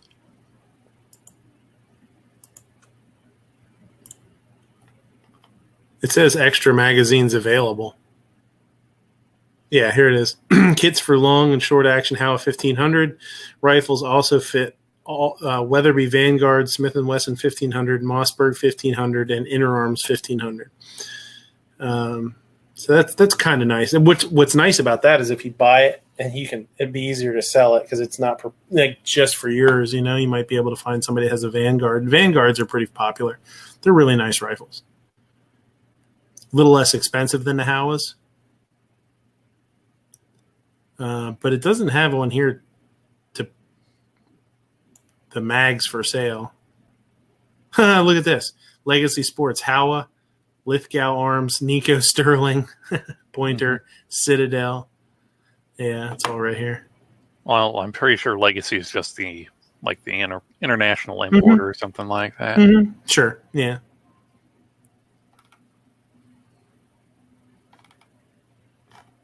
Yeah. I don't know. I mean, that's opposite.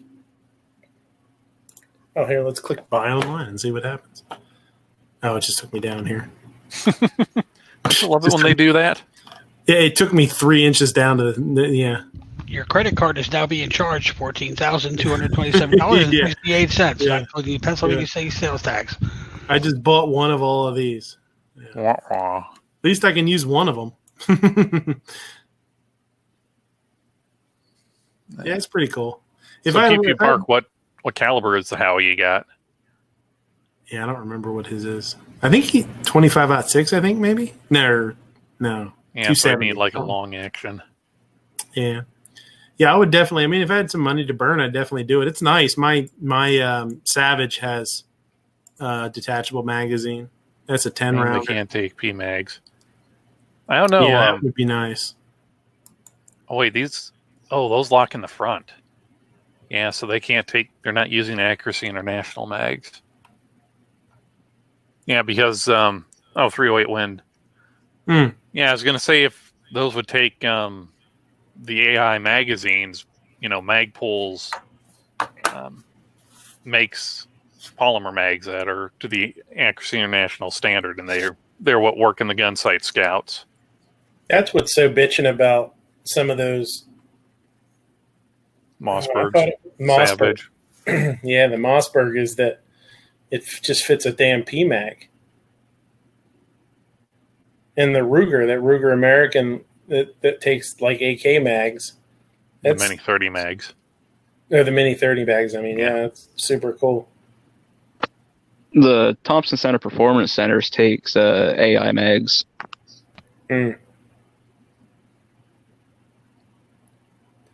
Thompson Center, they have something with. Do they have a relationship with? Is that Tika that they have a relationship with? No, they were bought out by Smith and Wesson. Yeah, Well, Smith and Wesson's parent company. Tika's Beretta. Oh, okay.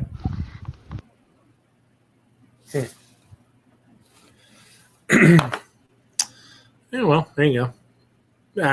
I'd buy one for sure, man. It's nice to have that.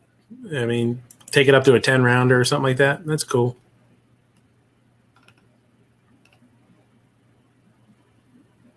And I will say this too.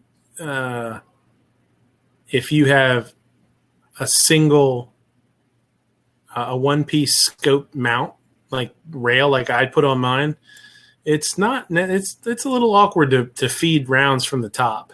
There's not a whole lot of space there, especially since it's a 223 and it's the short action or the mini action or whatever it is. Like, if you have an .6 or something, there's a whole lot of room up there to get your fingers in there to feed rounds through the top. But if you don't, there's not necessarily all that much room there. I will say though, that action on that Howa is really nice. It's really smooth. It's real firm. Like it's not wobbly. It doesn't have any wobble to it hardly at all when you bring the bolt all the way out. Like, it's really good. It's a really good rifle. All right. I think E Honda says AR-10 versus M14 versus Scar. I've never shot a Scar. Never shot a Scar either. Me neither. I never shot a Scar. Or an AR-10. I have shot an AR chambered in 300 Win Mag, though. Yeah. I've shot an AR-10. It's pretty cool. Hmm.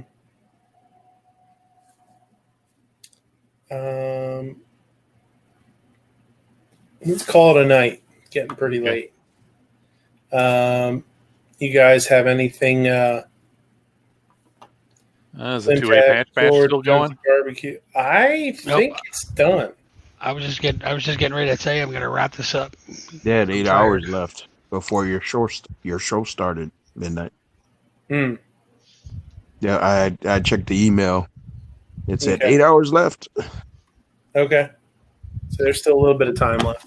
Yeah, I think G-Rubs is live right now doing a thing where you could watch to hit 20,000 or something dollars. He's having a marathon. How muscular dystrophy marathon. Oh yeah. No, he's done. He only did it for an hour. Oh, whoops.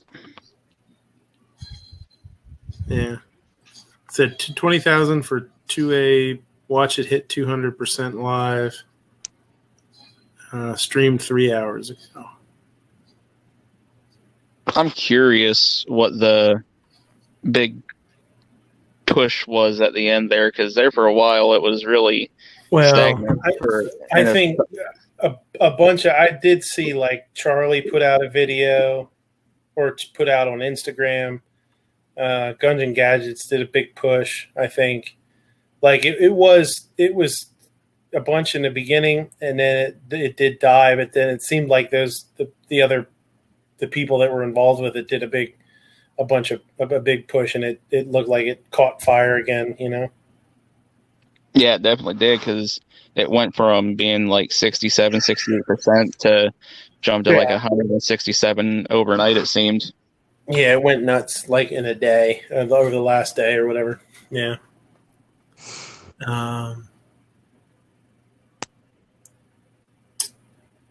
Yeah, I wish the last batch patch would have made it, but it got canceled. Yeah. I like the Yeah, that patches was cool. from them. Yeah, it would have been cool because there were so many of our friends in there. You know what I mean? Mm-hmm. That was what was really neat about that one.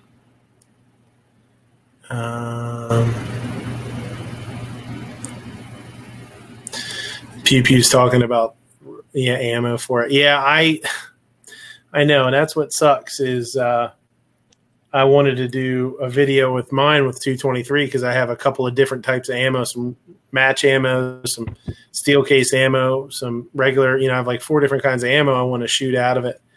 And damn thing wouldn't. I could have still shot it, but I mean, I was just so pissed off that about the scope that I was done. I just started shooting my AR.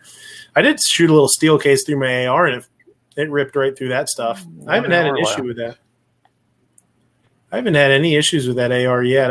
It's been pretty good. I don't have a ton of rounds through, a couple hundred rounds, I guess. To maybe 200 rounds or something. But a couple different kinds of ammo and some steel case, and it's functioned fine. I haven't had any issues with it, so it's cool. So you guys got anything to plug? Guns and Barbecue, Moo, George, Ape, Glimtech. You guys got anything going on? Nope. Did mine today. Check out my Instagram channel, Salt There you Texas AR Guy.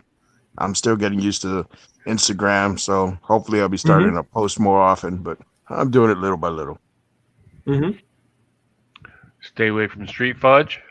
Yeah, no street fudge. And don't wear Greek wedding butts as a face. Don't feed your gremlins after midnight. Yeah. Thanks for the away from water. It's always fun, buddy. Thanks for the invite. Yeah. Yeah, no problem. Appreciate the invite as well. Thanks. Yeah, anytime, man. If I ever miss you guys for some reason, hit me up.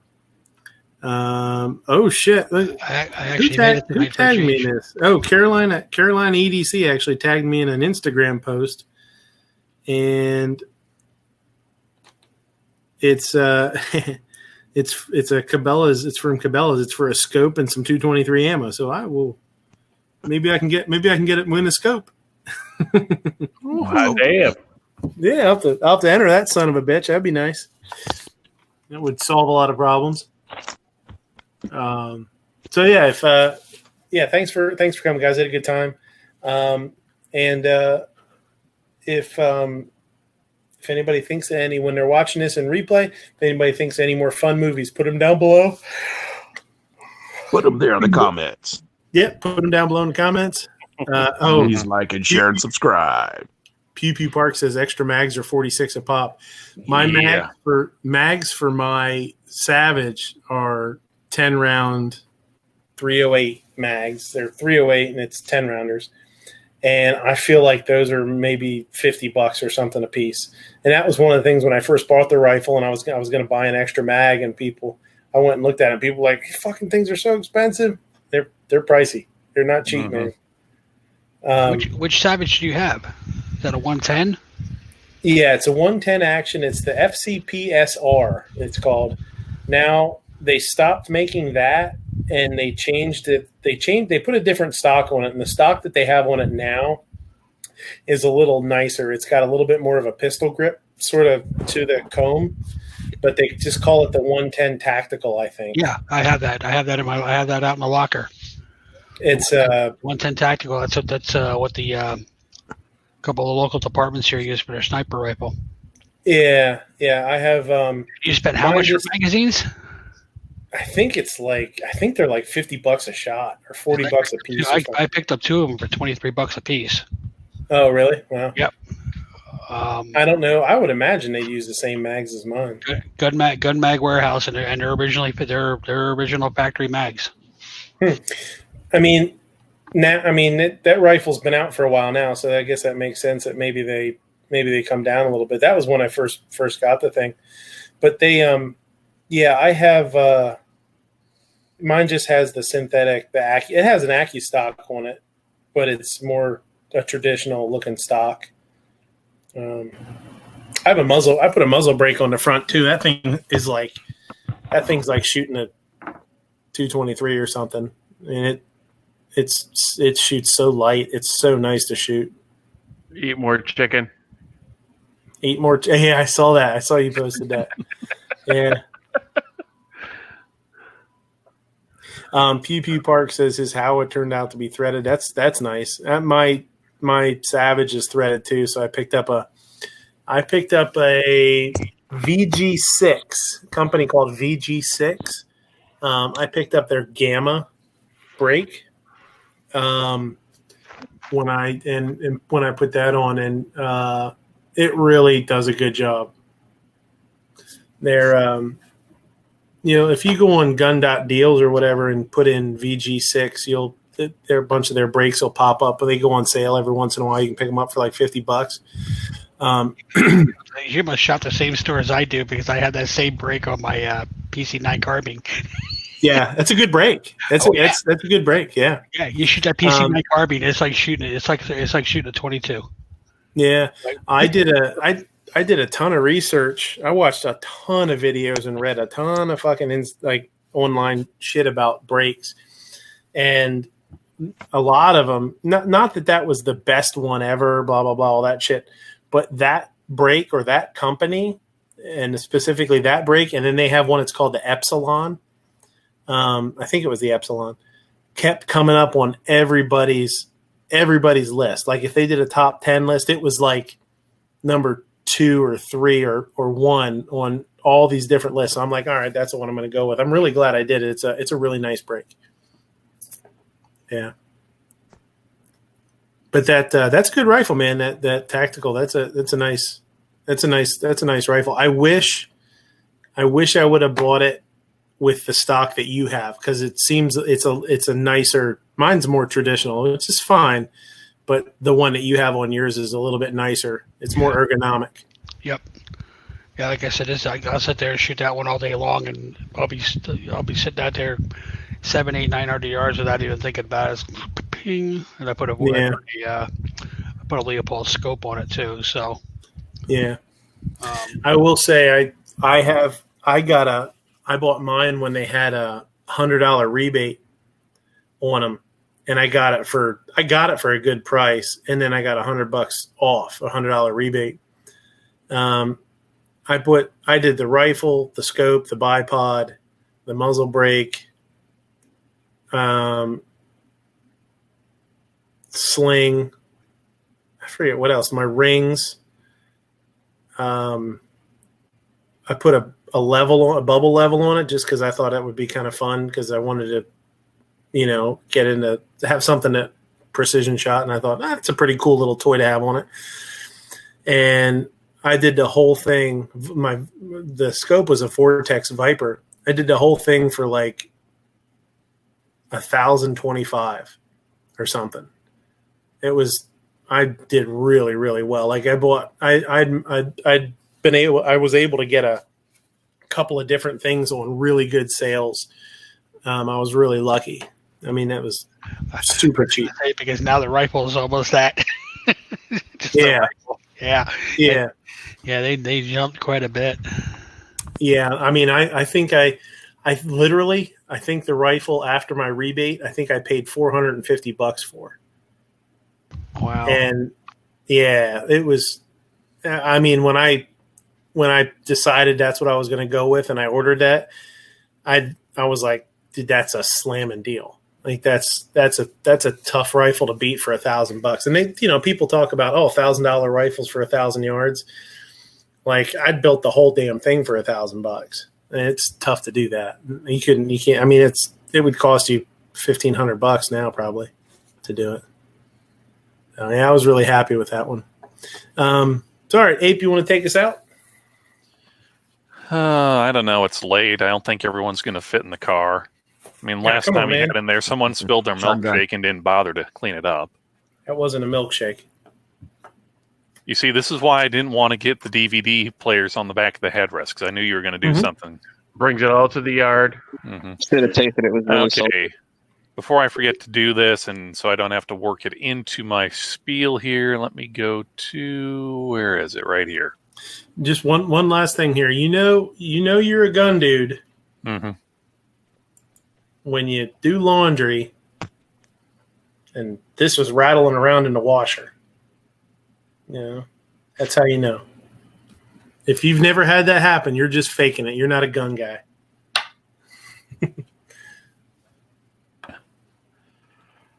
Okay, so once again, we are using the chamber on GunTube. If you would like to give a one-time support and give something back, Night Strike is bottling up some GunTube CLP. Go right here. You just go over to GunTube. You click Shop, and it's under Gun Oil. So if you'd like to help support the platform more than just the little bit you can do through Patreon or that, or if you just need some gun oil, go over to Shop GunTube. So get yourself some Earl. Get yourself some Earl. And why did I not have this open? Because I closed the wrong tab. That's why. So, shameless shilling and plugging aside, ladies, gentlemen, and Jonases of all ages, thank you for watching Midnight Range TM's The Closer. This concludes our regular programming, but we'll be back sometime later with even more. Gun Channel's community Monday night programming at 5 p.m. Eastern. It's hasty headlines with never enough ammo. Learn how everything is racist, sexist, homophobic, and watch Matt blow a blood vessel in his eye.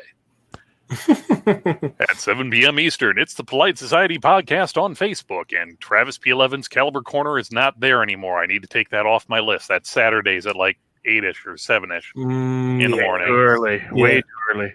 Way too early? Yeah. For me.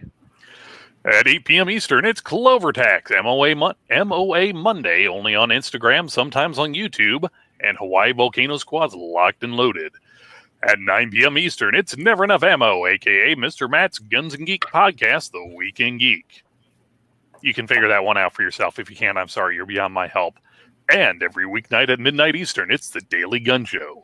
Check out guntube.org as a free and unrestricted Pro2A video platform. If you like what you see, go over to Patreon or go over and buy some of their gun Earl and give them monies. You too, for less than the price of a rancid, putrid gallon jug of beef soda regular. Now 99% anthrax filled.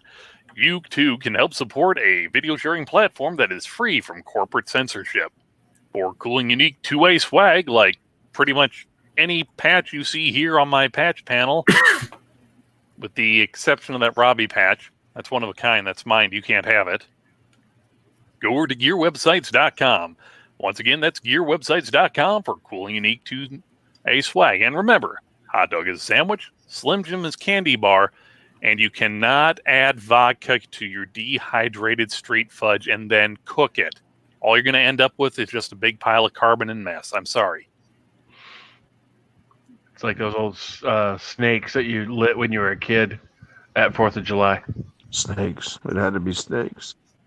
Tired of these motherfucking snakes. On these motherfucking snakes. Motherfucking snakes. These snacks. Tired of these motherfucking people stepping on my motherfucking snacks. See you next week. Later. Later, losers. Bye. Bye, Felicia. Booyah. We got a message here from Karen that due to the increase in mask laws, we have to ask people to please refrain from urinating in the cryogenic food storage unit. Once again, quit pissing in the fridge.